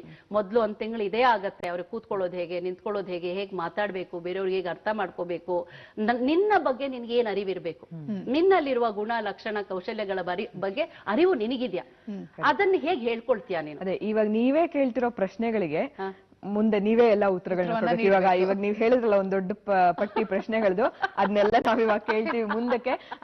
ಭಾರತಿ ಮೇಡಮ್, ಸಾಕಷ್ಟು ಮಾತುಕತೆಯನ್ನ ಮುಂದುವರ್ಸೋಣ ಈಗ, ಯಾಕಂದ್ರೆ ಸಾಕಷ್ಟು ವಿಚಾರಗಳನ್ನ ನಿಮ್ಮಿಂದ ತಿಳ್ಕೊಳ್ಳೋದು ಕೂಡ ಇದೆ. ವುಮೆನ್ ಎಂಪವರ್ಮೆಂಟ್, ಈ ವುಮೆನ್ ಎಂಪವರ್ಮೆಂಟ್ ಬಗ್ಗೆ ಎಲ್ಲರೂ ಮಾತನಾಡ್ತಾರೆ. ಅದರಲ್ಲೂ ಇವಾಗ ಮಾರ್ಚ್ ಮಾಸ ಶುರುವಾಗಿದೆ. ಈ ಒಂದು ದಿನ ಮಾರ್ಚ್ 8ನೇ ತಾರೀಕು ಮಾತ್ರವಲ್ಲದೆ, ಮಾರ್ಚ್ ತಿಂಗಳು ಮಾತ್ರವಲ್ಲದೆ, ಪ್ರತಿದಿನ ಕೂಡ ವುಮೆನ್ ಎಂಪವರ್ಮೆಂಟ್ ಇರಬೇಕು ಅಂತ. ಆದ್ರೆ ನಿಮ್ಮ ಪ್ರಕಾರ ಒಬ್ರು ಸಾಧಕಿಯಾಗಿ ವುಮೆನ್ ಎಂಪವರ್ಮೆಂಟ್ ಅಂದ್ರೆ ಏನು? ಹೌದು, ಈಗ ಮಾರ್ಚ್ ನಮ್ಮ ಬಗ್ಗೆ ಬಹಳಷ್ಟು ಜೋಕ್ಸ್ ರೆಡಿ ಆಗ್ತಾ ಇದೆ. ಗಂಡಸರು ಅವರ ವಾಟ್ಸ್ಆಪ್ ಗ್ರೂಪ್ ಅಲ್ಲಿ ಎಲ್ಲ ನಮ್ಮ ಬಗ್ಗೆ ಜೋಕ್ಸ್ಗಳು ಮ್ಯಾನುಫ್ಯಾಕ್ಚರ್ ಮಾಡ್ತಾ ಇರ್ತಾರೆ, ಇನ್ನು ಬಿಡೋಕ್ ಶುರು ಮಾಡ್ತಾರೆ. ತುಂಬಾ ಜೋಕ್ಸ್ ಆಗೋದು ಸರ್ದಾರ್ಜಿಗಳು ಅಲ್ಲದೆ ಹೆಣ್ಮಕ್ಳ ಬಗ್ಗೆನೆ ಅನ್ಸುತ್ತೆ ಮಾರ್ಚ್ ಅಲ್ಲಿ. ವಿಮೆನ್ ಎಂಪವರ್ಮೆಂಟ್ ಬಹಳ ಒಂಥರ ನನ್ಗೆ ಈ ವಿಷಯದಲ್ಲಿ ಮಾತಾಡ್ಬೇಕಾದ್ರೆ, to define a woman is to limit. First of all ಒಂದು ವುಮನ್ ಅನ್ನ ನೀವು ಡಿಫೈನ್ ಮಾಡಿ ಡೆಫಿನೇಷನ್ ಹೇಳಿ ಅಂದ್ರೆ ಅಲ್ಲಿ we run short of words, limitations ಆಗೋಗುತ್ತೆ ಅಲ್ಲಿ. ಯಾಕಂದ್ರೆ ನಮ್ಗೆ ಎಷ್ಟೊಂದು ವ್ಯಕ್ತಿತ್ವಗಳ ಆಯಾಮಗಳು, ನಾವು ಹೊರಗಡೆ ಹೇಗೆ, ಒಳಗಡೆ ಹೇಗೆ, ನಮ್ಮ ಸ್ಪಿರಿಚುವಲ್ ಪರ್ಸನಾಲಿಟಿ, ನಮ್ಮ external personality, academic personality, internal personality, ನಮ್ಮ ಸ್ಟ್ರೆಂತ್, ನಮ್ಮ ಲೈಕ್ಸು, ಡಿಸ್ಲೈಕ್ಸು, ಅದೆಲ್ಲದಕ್ಕಿಂತ ಹೆಚ್ಚಾಗಿ ಅದೇ ನಮ್ಮ ಕವಿಗಳು ಹೇಳಿದಾಗ ಹೆಣ್ಣೆಂದರೆ ಅಷ್ಟೇ ಸಾಕೆ ಅಂತ, ಅದಕ್ಕಿಂತ ಬಿಯಾಂಡ್ ಹೇಳೋಕೆ ಆಗೋದಿಲ್ಲ ಅನ್ಸುತ್ತೆ. ಸೊ ಇಟ್ಸ್ ಡಿಫೈನ್ ಮಾಡೋದಕ್ಕೆ ಕಷ್ಟ. ಬಟ್ ಎಂಪವರ್ಮೆಂಟ್, ಈ ವಿಮೆನ್ ಎಂಪವರ್ಮೆಂಟ್ ಅನ್ನೋದನ್ನ ನನಗನ್ಸುತ್ತೆ, women empowerment is, it's just not empowerment of me alone. It's an empowerment of my family, my society, my community, my country. ಯಾವಾಗ್ಲೂ ಅಷ್ಟೇ ನಾವು ಎಲ್ಲ ಡೆವಲಪ್ಮೆಂಟ್ ಪ್ರೊಫೆಷನಲ್ಸ್ ಹೇಳ್ತೀವಿ, ಹೆಣ್ಣೊಬ್ಬಳು ಸಬಲೆಯಾದರೆ ಕುಟುಂಬವೇ ಸಬಲರಾದನ. ಯುನೋ, ಈಗ ಏನಾಗುತ್ತೆ, ಸುಮಾರು ಈ ಒಂದು ಎಜುಕೇಶನ್ಗಳು, academics, new age, smart age, new age ಹೋಗಿ ಈಗ ಸ್ಮಾರ್ಟ್ ಏಜ್ ಬಂದ್ಬಿಟ್ಟಿದೆ. ಎಲ್ಲ ಬರೀ ಸ್ಮಾರ್ಟ್ ಸ್ಮಾರ್ಟ್ ಸ್ಮಾರ್ಟ್ ಬಗ್ಗೆ ಮಾತಾಡ್ತಾ ಇದ್ದೀನಿ. ನಾನು ತುಂಬಾ ರೆಲೆವೆಂಟ್ ಆಗಿ ನಾನು ಹೇಳ್ಬೇಕು ಅನ್ನೋ ಹಾಗಿದ್ರೆ, ಕೌನ್ಸಿಲಿಂಗ್ ನಲ್ಲಿ ನಮ್ಮ ಸಮುದ್ರ ಸಂಸ್ಥೆಯಲ್ಲಿ ಬಹಳಷ್ಟು ಪೇರೆಂಟ್ಸ್ ಬರ್ತಾರೆ, ಮಕ್ಕಳ ಬಗ್ಗೆ ಮಾತಾಡ್ಬೇಕಾದ್ರೆ ತಾಯಿಯಂದರು ಬರ್ತಾರೆ. ಆವಾಗ ವಿಮೆನ್ ಎಂಪವರ್ಮೆಂಟ್ ಬಗ್ಗೆ ನಮ್ಮಂಥವ್ರನ್ನೆಲ್ಲ ನೋಡಿದಾಗ ಅವ್ರಿಗೆ ಏನಾಗುತ್ತೆ, ನಾವ್ ಇನ್ಸ್ಪೈರ್ ಮಾಡ್ತೀವಿ ಅಂತಾನೋ ಅಥವಾ ಕಾಂಪಿಟೇಟಿವ್ ಆಗಿ ಕಾಣಿಸ್ತೀವಿ ಅಂತಾನೋ ಗೊತ್ತಿಲ್ಲ. ಪಾಸಿಟಿವ್ ಆಗಿ ತಗೊಳ್ಬೇಕಾದ್ರೆ, ನಾನು ನಿಮ್ಮಂಗ್ ಆಗ್ಬೇಕು ಮೇಡಮ್, ಗಂಡ ಮಕ್ಕಳು ದೊಡ್ಡವರಾಗಿದ್ದಾರೆ. I have 2 sons. ಒಬ್ಬ ಇಂಗ್ಲೆಂಡ್ ಅಲ್ಲಿ ಇದ್ದಾನೆ, he married a British girl. So ಅವನು ಲಂಡನ್ ಅಲ್ಲಿ ಇದ್ದಾನೆ, ಇನ್ನೊಬ್ಬ ಗೋವಾದಲ್ಲಿದ್ದಾನೆ. ಸೊ ನನ್ಗೆ ರೆಲೆವೆಂಟ್ ಆಗಿ ಹೇಳ್ಬೇಕಾದ್ರೆ ಅವ್ರು ಏನ್ ಮಾಡ್ತಾರೆ, ನಿಮ್ಗೆ 2 ಮಕ್ಕಳು ದೊಡ್ಡವರಾಗೋಗ್ಬಿಟ್ಟಿದ್ದಾರೆ, ಅವ್ರ ಬಗ್ಗೆ ಯೋಚನೆ ಇಲ್ಲ, ನಿಮ್ದು ಗಂಡನ್ ಕಾಟ ಇಲ್ಲ, ಆರಾಮಾಗಿ ನೋಡಿ ನೀವು ಬೇಕಾದ ಏನೇನೋ ಮಾಡ್ತಾ ಇದ್ದೀರಾ, ನನ್ಗೂ ಒಂದೊಂದ್ಸಲ ಹಾಗೆ ಆಗ್ಬಿಡ್ಬೇಕು ಅನ್ಸುತ್ತೆ. ವಾಟ್ ಇಸ್ ದಿಸ್ ಎಂಪವರ್ಮೆಂಟ್ ಅಂತ ಹೇಳಿದ ತಕ್ಷಣ ಎಲ್ಲರನ್ನೂ ಕಟ್ ಮಾಡ್ಬಿಡ್ಬೇಕು ಅಥವಾ ಇಲ್ಲದ ಪರಿಸ್ಥಿತಿ ಇರಬೇಕು, ನಾನು ಒಬ್ಳೇ ಗ್ರೋ ಆಗ್ಬಿಡ್ಬೇಕು ಅಂತಲ್ಲ. ನಾನು ಹೇಳ್ತೀನಿ, given a chance I would have longed for what you have. Right? Empowerment is not taking me alone up, collectively taking everything together.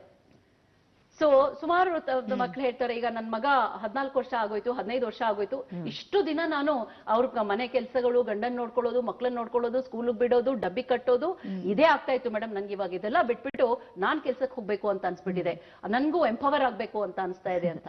So practically empowerment is not getting cut off from your family, from your relationship, from your responsibilities. ನೀವು ಒಬ್ಬರೇ ಮುಂದಕ್ಕೆ ಹೋಗ್ಬಿಡೋದು ಅಂತಲ್ಲ, ಅದು economic ಎಂಪವರ್ಮೆಂಟ್ಗೋಸ್ಕರ ಮಾತ್ರ ಎಲ್ಲವನ್ನೂ ಬಿಟ್ಟು ಮುಂದಕ್ಕೆ ಹೋಗ್ಬಿಡೋದಲ್ಲ. ಹಣ ಬೇಕು, ಹಾರ್ಡ್ ಎಕನಾಮಿಕ್ ಡೇಸ್, ಇವತ್ತಿನ ದಿನ ಹೆಣ್ಮಕ್ಳು ಸಂಪಾದನೆ ಮಾಡ್ಬೇಕು ಅಂತ ಯೋಚನೆ ಮಾಡೋದು ತುಂಬಾ ಒಳ್ಳೇದು. ನನ್ನಲ್ಲಿ ಏನೋ ಟ್ಯಾಲೆಂಟ್ ಇದೆ, ನಾನು ಎಷ್ಟೋ ಓದಿದ್ದೀನಿ, ಮದ್ವೆಗೋಸ್ಕರ ಬ್ರೇಕ್ ತಗೊಂಡ್ಬಿಟ್ಟೆ, ನಾನು ಮದ್ವೆ ಆದ್ಮೇಲೆ ಕೆಲಸ ಮಾಡಕ್ಕಾಗ್ಲಿಲ್ಲ, ಮಗುಗೋಸ್ಕರ ಕೆಲಸ ಮಾಡಕ್ಕಾಗ್ಲಿಲ್ಲ, ಇವಾಗ ಅವ್ನು ದೊಡ್ಡವನಾಗಿದ್ದಾನೆ, ಇನ್ಮೇಲೆ ಏನಾದ್ರೂ ಮಾಡ್ಬೇಕು ಅನ್ನುವ ಒಂದು ಅನಿಸಿಕೆ, ಥಾಟ್ ಇಸ್ ಅಪ್ರಿಶಿಯೇಟ್.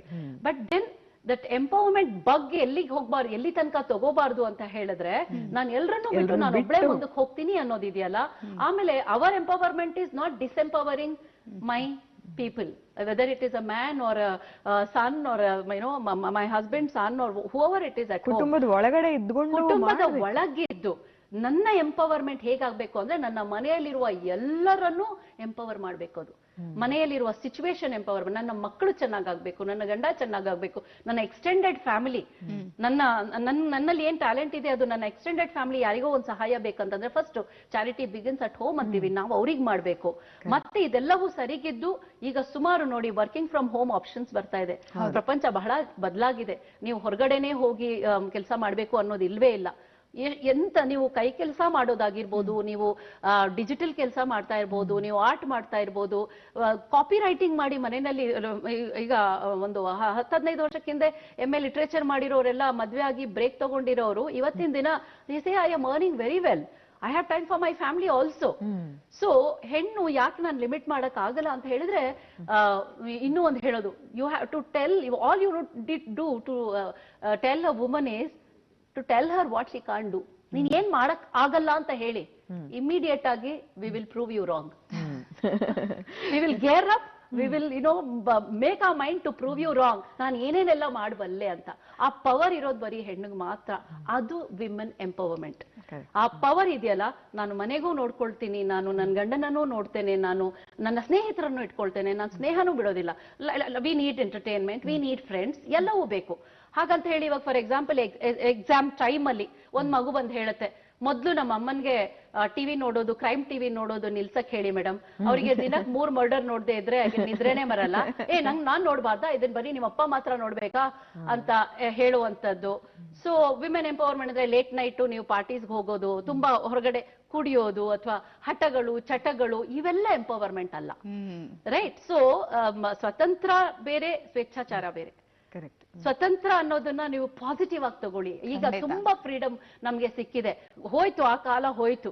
ಈಗ ನನಗೆ ನನ್ನ ಪರ್ಸನಲ್ ಲೈಫಲ್ಲಿ ನೋಡ್ಬೇಕಾದ್ರೆ, ನಾನು ನನ್ನ ಪ್ರಾಬ್ಲಮ್ಯಾಟಿಕ್ ಫ್ಯಾಮಿಲಿನಲ್ಲಿ ಮದ್ವೆ ಒಂದು ಏನು ನನಗೆ ಪ್ರಾಬ್ಲಮ್ಯಾಟಿಕ್ ಮದ್ವೆ ಇತ್ತು, ಅದರಿಂದ ಹೊರಗೆ ಬರ್ಬೇಕಾದ್ರೆ ನನ್ನ ಅತ್ತೆನೇ ಕಾರಣ. ಅವರೇ ನನ್ಗೆ ಒಂದು ರೀತಿಯಲ್ಲಿ ಹೇಳಿದ್ರು, marriage is either to live happily or leave happily. ನನ್ನ ಮಗಳಾಗಿದ್ರೆ ನಾನು ಹೇಳ್ತಾ ಇದ್ದೆ, ನೀನ್ ಇಷ್ಟೆಲ್ಲ ಎಜುಕೇಟೆಡ್ ಇದೆಯಾ ಮಗಳೇ, ನೀನು ಎದೆ ಮೇಲೆ ಕಲ್ಲು ಹಾಕೊಂಡ್ಬಿಟ್ಟು ನೀನು ಎಜುಕೇಶನ್ ಕಂಟಿನ್ಯೂ ಮಾಡು, ಮುಂದೆ ನಿನ್ ಜೀವನದಲ್ಲಿ ಏನು ಸಾಧನೆ ಮಾಡ್ಬೇಕು ಅನ್ನೋದಿದೆಯೋ ಅದ್ರ ಬಗ್ಗೆ ನೀನು ಯೋಚನೆ ಮಾಡು ಒಂದ್ಸಲ. When this fails there is something else for you to do ಅಂತ ಹೇಳಿ. ಅತ್ತೆಗಳು ಫಾರ್ ಎಕ್ಸಾಂಪಲ್, ಅಂತ ಒಳ್ಳೆ ಅತ್ತೆಗಳು ಇದ್ದಾರೆ, ಯಾರು ನಂಬಲ್ಲ. ನಾನಿವತ್ತು ಇಷ್ಟೆಲ್ಲ ಬರ್ಬೇಕಾದ್ರೆ ಇಂಡೈರೆಕ್ಟ್ಲಿ ಮೈ ಅತ್ತೆ ಇಸ್ ಕಾರಣ ಫಾರ್ ಮೀ. ನಿಜವಾಗ್ಲು ಹಾಗೆ ಇದ್ದಾರೆ. ಆ ಕಾಲ ಹೋಯ್ತು, ಅತ್ತೆ ಸೊಸೆಯರ್ ಜಗಳ ಮಾಡ್ತಾ ಇದ್ರಂತೆ, ಅದಂತೆ ಇದಂತೆ. ಇವಾಗ ತುಂಬಾ ಬದಲಾಗಿದೆ. ಸುಮಾರು ಜನ ನನಗೆ ನಮ್ಮ ಕೌನ್ಸಿಲಿಂಗ್ ಅಲ್ಲೂ ಅಷ್ಟೇ ಸುಮಾರು ಅತ್ತೆಗಳು ಕರ್ಕೊಂಡ್ ಬರ್ತಾರೆ, ಮಗುನ್ ನಾನ್ ನೋಡ್ಕೊಳ್ತೀನಿ, ಅವಳು M.Com ಮಾಡಿದಾಳೆ, B.Com ಮಾಡಿದಾಳೆ, ಓದಿದಾಳೆ, ಮಗುನ್ ನಾನ್ ನೋಡ್ಕೊಳ್ತೀನಿ ಮೇಡಮ್, ಏನ್ ಮಾಡ್ಬೋದು ಅವಳು ನನ್ ಸೊಸೆ ಸ್ವಲ್ಪ ಹೇಳಿ. ಎಷ್ಟು ಖುಷಿ ಆಗುತ್ತೆ. ಸಮಾಜ ಬಹಳ ಬದಲಾಗಿದೆ ಇವತ್ತು. ಸೊ ಲೆಟ್ ಅಸ್ ನಾಟ್ ಆ ಹಳೇ ಕಾಲ ತರ ಕೂತ್ಕೊಂಡು ನಾವು ಸಿಂಪತಿ ಸೀಕ್ ಮಾಡ್ಕೊಂಡು, ನನಗೆ ಅನ್ಯಾಯ ಆಗಿದೆ ಅನ್ಕೊಂಡು, ನನಗೆ ಎವ್ರಿಬಡಿ ಓಸ್ ಮೀ, ಎಲ್ರು ನನ್ಗೇನೋ ತಪ್ಪು ಮಾಡ್ಬಿಟ್ಟಿದ್ದಾರೆ, ಎಲ್ರು ನನ್ಗೆ ಒಳ್ಳೇದ್ ಮಾಡ್ಬೇಕು, ಅಥವಾ everybody has to pay me some kind of ಅದು ಬೇಡ. ನಾವ್ ಇನ್ನು ನಿಲ್ಸ್ಬೇಕು, ಅದನ್ನ ನಿಲ್ಲಿಸ್ಬೇಕು ನಾವು ಇವತ್ತು ಏನಂದ್ರೆ ಬಹಳ ಒಂದು ಮೈಂಡ್ ಸೆಟ್ ಗೆ ಫಿಕ್ಸ್ ಆಗ್ಬಿಟ್ಟಿರ್ತಾರೆ. ಹಾ.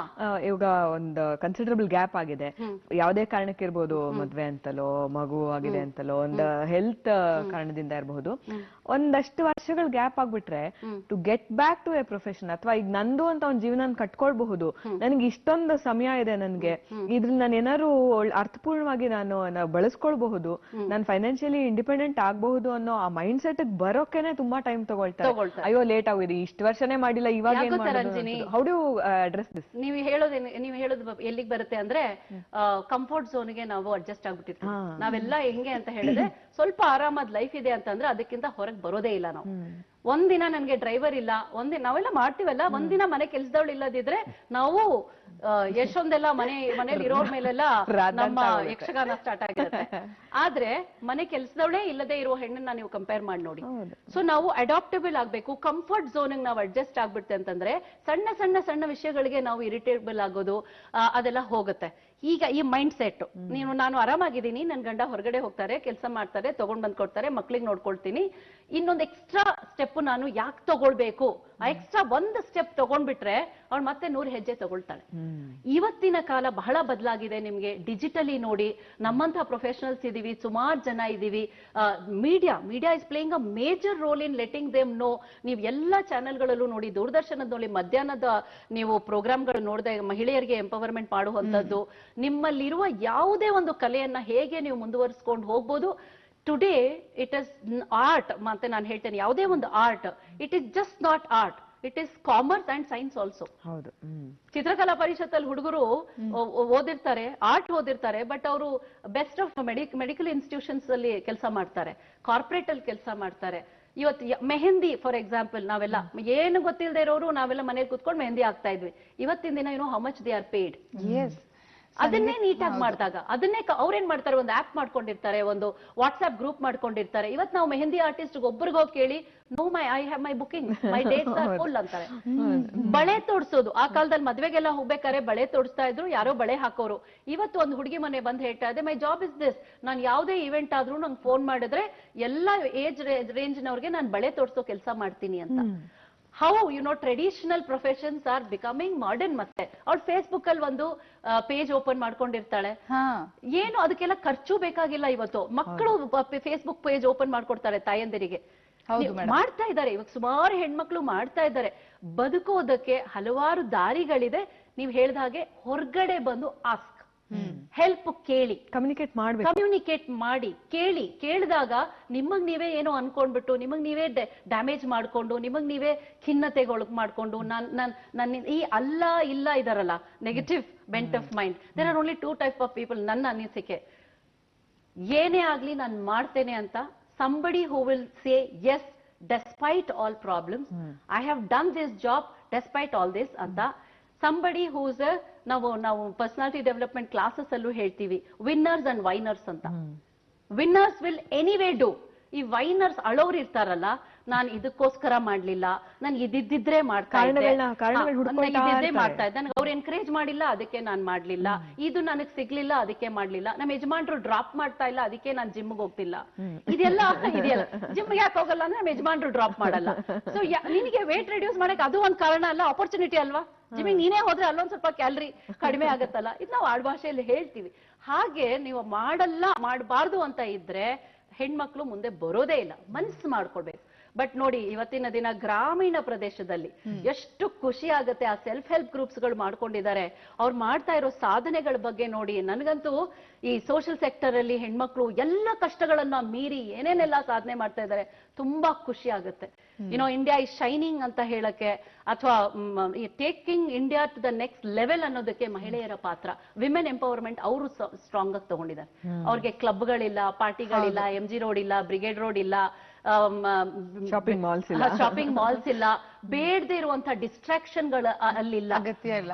ಅವರ ಎಂಪವರ್ಮೆಂಟ್ ಏನಂದ್ರೆ ಕುಟುಂಬದ ಎಂಪವರ್ಮೆಂಟ್, ಹಳ್ಳಿಯ ಎಂಪವರ್ಮೆಂಟ್, ಅದು ನಿಜವಾದ ಸಬಲೀಕರಣ ಅಲ್ಲಿ ಆಗ್ತಾ ಇದೆ. ಅವ್ರು ಅದನ್ನ ಕರೆಕ್ಟ್ ಆಗಿ ಅರ್ಥ ಮಾಡ್ಕೊಂಡಿದ್ದಾರೆ. I am sorry, with due respect to all the women friends, ನಾನು ಇದನ್ನ ಯಾರಿಗೂ ಇದ್ ಮಾಡ್ಬೇಕು ಅಂತ ಹೇಳಿಲ್ಲ. ಬಟ್ ಎಂಪವರ್ಮೆಂಟ್ ಅನ್ನೋದನ್ನ ತುಂಬಾ ಸೀರಿಯಸ್ ಆಗಿ ತಲೆಗೆ ತಗೊಂಡು ನಮ್ಮ ಡಿಸ್ಟ್ರಕ್ಷನ್ ಗೆ ಎಂಪವರ್ಮೆಂಟ್ ಆಗಬಾರ್ದು, ಕನ್ಸ್ಟ್ರಕ್ಟಿವ್ ಲೈಫ್ ಮಾಡೋದಕ್ಕೆ ಎಂಪವರ್ಮೆಂಟ್ ಆಗಬೇಕು. ಓಕೆ, ಗ್ರಾಮೀಣ ಪ್ರದೇಶದ ಬಗ್ಗೆ ಮಾತನಾಡ್ತಾ ಇದ್ವಿ. ಸೊ ನಾನು ಸೆಗ್ಮೆಂಟ್ 1 ಇಂದನೂ ಒಂದು ಪ್ರಶ್ನೆನ ನಿಮ್ಗೆ ಕೇಳಬೇಕು ಅಂತ ಅನ್ಕೊಂತಾನೆ ಇದೆ. ಯಾಕಂದ್ರೆ ಗ್ರಾಮೀಣ ಪ್ರದೇಶದಿಂದ ಬಂದಿರುವಂತ ವಿದ್ಯಾರ್ಥಿಗಳಿಗೆ ನೀವು ಹೇಳಿದ್ರಿ ಅವರ ಒಂದು ಆಲೋಚನೆಯೊಂದಿಗೆ ನಾನು ಈ ಒಂದು ಸಂಸ್ಥೆಯನ್ನ, ಸಮುದ್ರ ಸಂಸ್ಥೆಯನ್ನ ಪ್ರಾರಂಭ ಮಾಡಿದೆ ಅಂತ. ಸೊ ಇವಾಗ್ಲೂ ಕೂಡ ನಿಮ್ಮ ಸಂಸ್ಥೆಗೆ ಗ್ರಾಮೀಣದಿಂದ ಬರುವಂತ ಯುವಕ ಯುವತಿಯರು ಯಾವ ತರ ಬರ್ತಾ ಇದ್ದಾರೆ, ಸೊ ಅದ್ರ ಜೊತೆಗೆ ಅವ್ರಿಗೆ ಇಂಗ್ಲಿಷ್ ಕಮ್ಯುನಿಕೇಶನ್ ಒಂದು ಗ್ಯಾಪ್ ಇತ್ತಲ್ಲ, ಸೊ ಅದ್ರ ಬಗ್ಗೆ ಏನಾದ್ರೂ ನೀವು ಅವ್ರಿಗೋಸ್ಕರ ಹೆಲ್ಪ್ ಮಾಡ್ತಾ ಇರೋದಾಗಿರ್ಬೋದು ನಿಮ್ಮ ಸಂಸ್ಥೆಯ ಮೂಲಕ, ಏನ್ ನಡೀತಾ ಇದೆ ಅಂತ? Thank you for putting me back on track. That is needed actually. ತುಂಬಾ ಚೆನ್ನಾಗಿ ಅದ್ ಮಾಡ್ತಾ ಇದ್ದೀರಾ, ನಂಗೆ ಟ್ರ್ಯಾಕ್ ಹಾಕಿದ್ರಿ. ಗ್ರಾಮೀಣ ಪ್ರದೇಶದ ಮಕ್ಕಳ ಬಗ್ಗೆ ಮಾತಾಡ್ಬೇಕಾದ್ರೆ ನಾ ಹೇಳಿದೆ ಅವ್ರಿಗೆ ಕಾನ್ಫಿಡೆನ್ಸ್ ಇರಲ್ಲ ಅಥವಾ ಕಮ್ಯುನಿಕೇಶನ್ ಇಶ್ಯೂಸ್ ಇರುತ್ತೆ, ಮಾತೃಭಾಷೆ ಬರುತ್ತೆ ಬಟ್ ಇಂಗ್ಲಿಷ್ ಅಲ್ಲಿ ಮಾತಾಡಕ್ ಬರಲ್ಲ ಅಂತ. ಇವತ್ತಿನ ಪ್ರಪಂಚ ನೋಡಕ್ ಹೋದಾಗ ಬೇಕಾದಷ್ಟು ಸೊಲ್ಯೂಷನ್ಸ್ ಇದೆ, ಅದ್ರ ಬಗ್ಗೆ ಅವ್ರಿಗೆ ಗೊತ್ತಿಲ್ಲ. ಫಾರ್ ಎಕ್ಸಾಂಪಲ್ ಒಂದು ಹೆಲೋ ಇಂಗ್ಲಿಷ್ ಅಂತ ಒಂದು ಆಪ್ ಇದೆ. ನಾವು ಅವ್ರಿಗೆ ಹೇಳೋಕಾದ್ರೆ ದಿನ ಇವಾಗ ಒಂದು 30 ಪದಗಳು ಪ್ರತಿದಿನ ತಗೊಳ್ಳಿ, ಬರ್ತಾರೆ. ಹೇಗೆ ಗ್ರಾಮೀಣ ಪ್ರದೇಶದವ್ರು ಹೇಗೆ ಬರ್ತಾರೆ ಅಂದ್ರೆ, ಆ ಪ್ರಶ್ನೆಗೆ ಹೋಗ್ತೀನಿ. ದೂರದರ್ಶನ, ನಾನು ಹೆಲೋ ಗೆಳೆಯರೇನಲ್ಲಿ ಸುಮಾರು ಕಾರ್ಯಕ್ರಮಗಳು ಮಾಡಿದ್ದೀನಿ. ನೀವು ಇಲ್ಲಿದ್ರಿ, ಖುಷಿ ಆಗ್ತಾ ಇದೆ. ಪರಿಚಯ ಮಾಡಿದ್ದೀನಿ.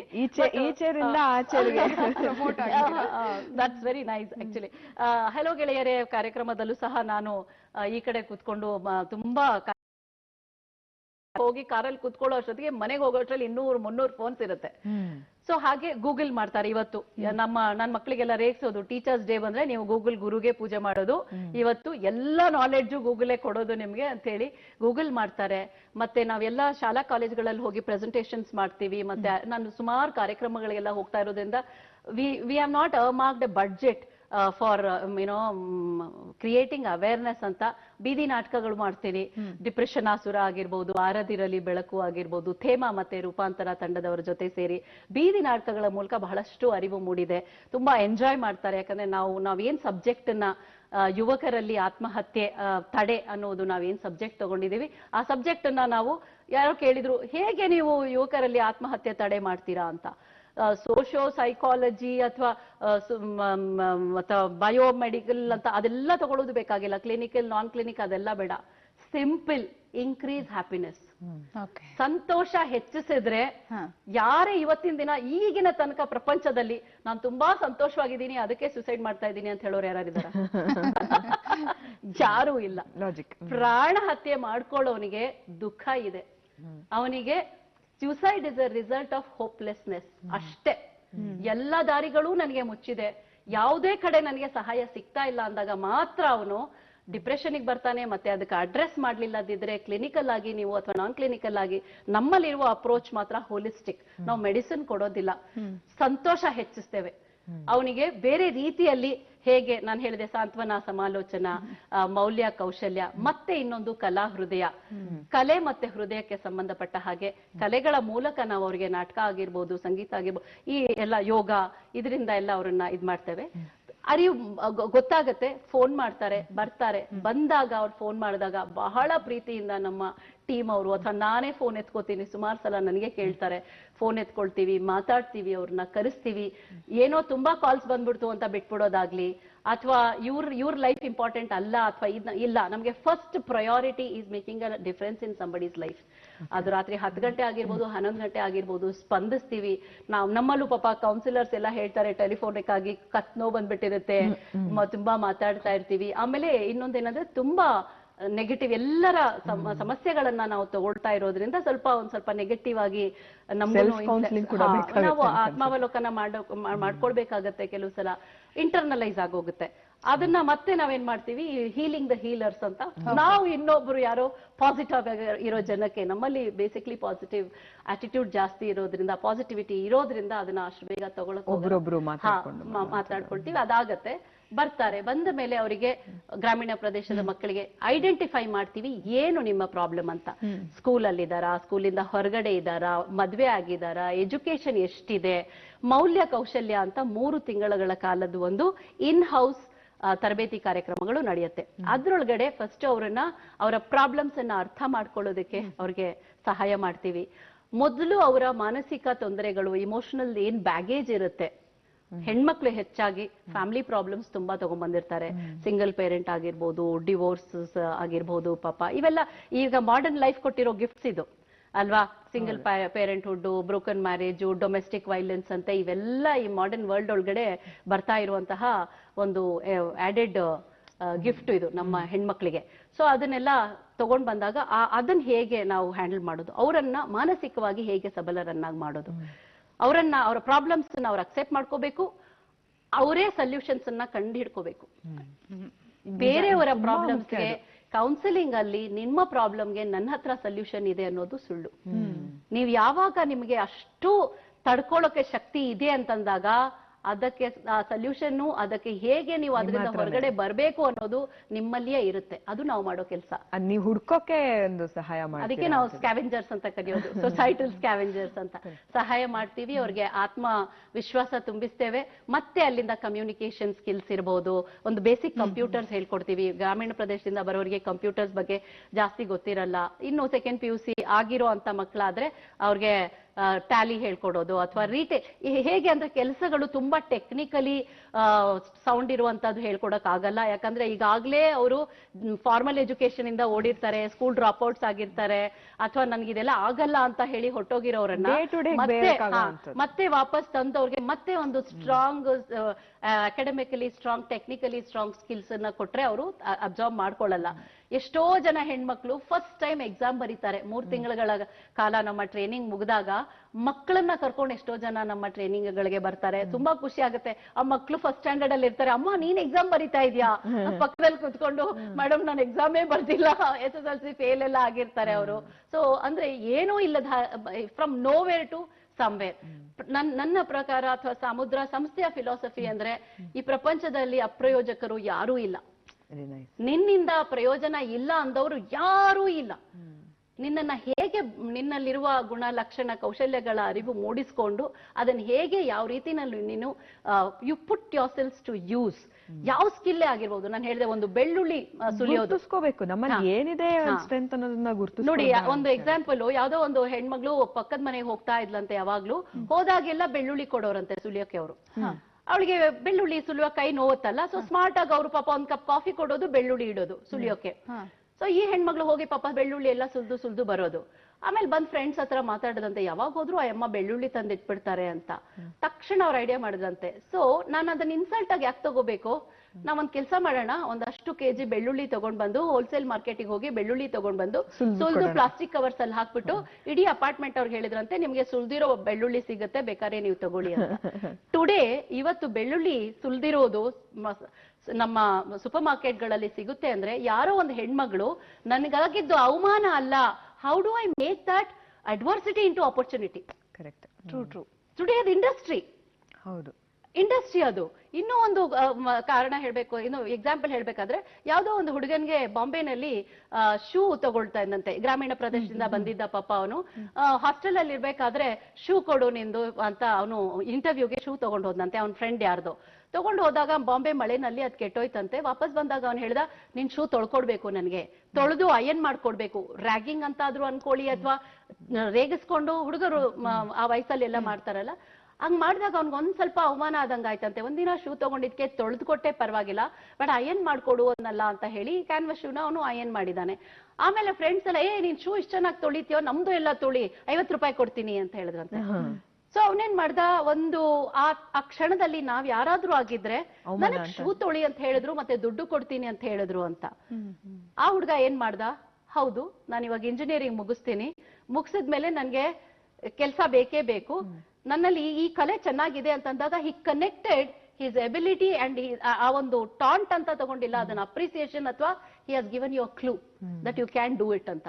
ಇವತ್ತು ಶೂ ಲಾಂಡ್ರೀಸ್ ಎಲ್ಲಾದ್ರೂ ಇದ್ರೆ, ಬಾಂಬೆ ಇಂದ ಸ್ಟಾರ್ಟ್ ಆಗಿದ್ದದು, all over India you have shoe laundries. ಹೌದು, ಯೂಶಲಿ ನಾವು ಗಮನಿಸ್ಬೇಕಂದ್ರೆ ಬಟ್ಟೆಗಳಿಗೆ ಲಾಂಡ್ರಿ ಇರುತ್ತೆ, ಶೂ ಲಾಂಡ್ರೀಸ್ ಇದೆ.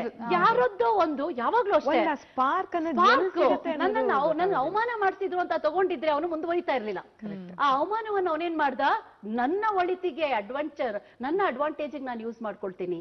ಪ್ರತಿಯೊಬ್ರು ನಾವ್ ಹಿಂಗ್ ಯೋಚನೆ ಮಾಡಕ್ ಹೋದಾಗ ನಾನು ಹೇಳಿದ್ನಲ್ಲ, nobody can exploit you without your permission. ನೆಗೆಟಿವಿಟಿನ ಪಾಸಿಟಿವ್ ಸ್ಪಿನ್ ತಗೊಂಡ್ ಬರ್ಬೇಕು. ತಕ್ಷಣಕ್ಕೆ ರಿಯಾಕ್ಟ್ ಮಾಡಿ ಅಯ್ಯೋ ನನ್ಗೆ ಹಿಂಗ್ ಅಂದ್ಬಿಟ್ರು ಅಂದ್ರೆ ಅವ್ನು ಬೆಳೆಯೋದೇ ಇಲ್ಲ. ಹಾಗೆ ಈ ಗ್ರಾಮೀಣ ಪ್ರದೇಶದ ಮಕ್ಕಳಿಗೆ ನಾವು ಆ ಒಂದು ಸ್ಪಾರ್ಕ್, ನಾನು ಯಾವಾಗ್ಲೂ ಹೇಳೋದು ಇವರಿಗೆಲ್ಲ they run on rocket science theory. ನಮ್ಮ ಮಕ್ಕಳು ಅವರಿಗೆ they don't fly unless there is a fire set at the back. ಯಾರೋ ಒಬ್ರು ಒಂದ್ ಬೆಂಕಿ ಹಚ್ಬೇಕು ಅವ್ರಿಗೆ. ಅವ್ರಿಗೆ ಯಾರೋ ಒಂದು ಅವಮಾನ ಮಾಡಿರ್ಬೇಕು, ಯಾರೋ ಒಂದು ಇನ್ಸಲ್ಟ್ ಮಾಡಿರ್ಬೇಕು, ಯಾರೋ ನೀನ್ ನಾಲಾಯಕ್ ಅನ್ಬೇಕು, ನಿನ್ನ ಹತ್ರ ಈ ಕೆಲಸ ಆಗಲ್ಲ ಅನ್ಬೇಕು, ನೀನ್ ಇದಕ್ಕೆ ಪ್ರಯೋಜನ ಇಲ್ಲ ಅನ್ಬೇಕು. ಆ ಒಂದು ಬೆಂಕಿ ನಮ್ಗೆ ಇದ್ದಾಗ್ಲೇ ನಾವು we will do everything to prove the other person wrong. So ಈ ಸರಿ ತಪ್ಪುಗಳು ಎಲ್ಲ ತುಲನಾತ್ಮಕವಾಗಿ ನೋಡಿದಾಗ ಮತ್ತೆ ಪ್ರತಿಯೊಂದು ನೆಗೆಟಿವಿಟಿನಲ್ಲಿ ನಾವು ಒಂದು ಒಳ್ಳೇದನ್ನ ಹುಡುಕಾಟ ಮಾಡಿದಾಗ ಏನೆಲ್ಲ ಸಾಧ್ಯ ಆಗೋದಕ್ಕೆ ನಿದರ್ಶನವಾಗಿ ಕೂತಿದ್ದೀರಿ. ಶುಭೋದಯ ಕರ್ನಾಟಕದಲ್ಲಿ ಎಲ್ಲ ಮಾತುಕತೆಗಳು ಮತ್ತು ಮತ್ತಷ್ಟು ಮಗದಷ್ಟು ಮಾಹಿತಿ ಮುಂದುವರಿಯುತ್ತೆ. ಈಗ ಒಂದು ಚಿಕ್ಕ ವಾಣಿಜ್ಯ ವಿರಾಮ ಇದೆ.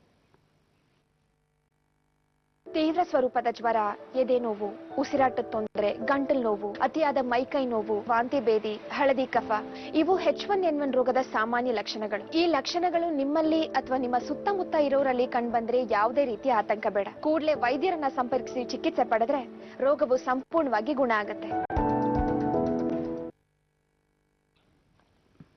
ವಾಣಿಜ್ಯ ವಿರಾಮದ ನಂತರ ಶುಭೋದಯ ಕರ್ನಾಟಕಕ್ಕೆ ಮತ್ತೊಮ್ಮೆ ಸ್ವಾಗತ.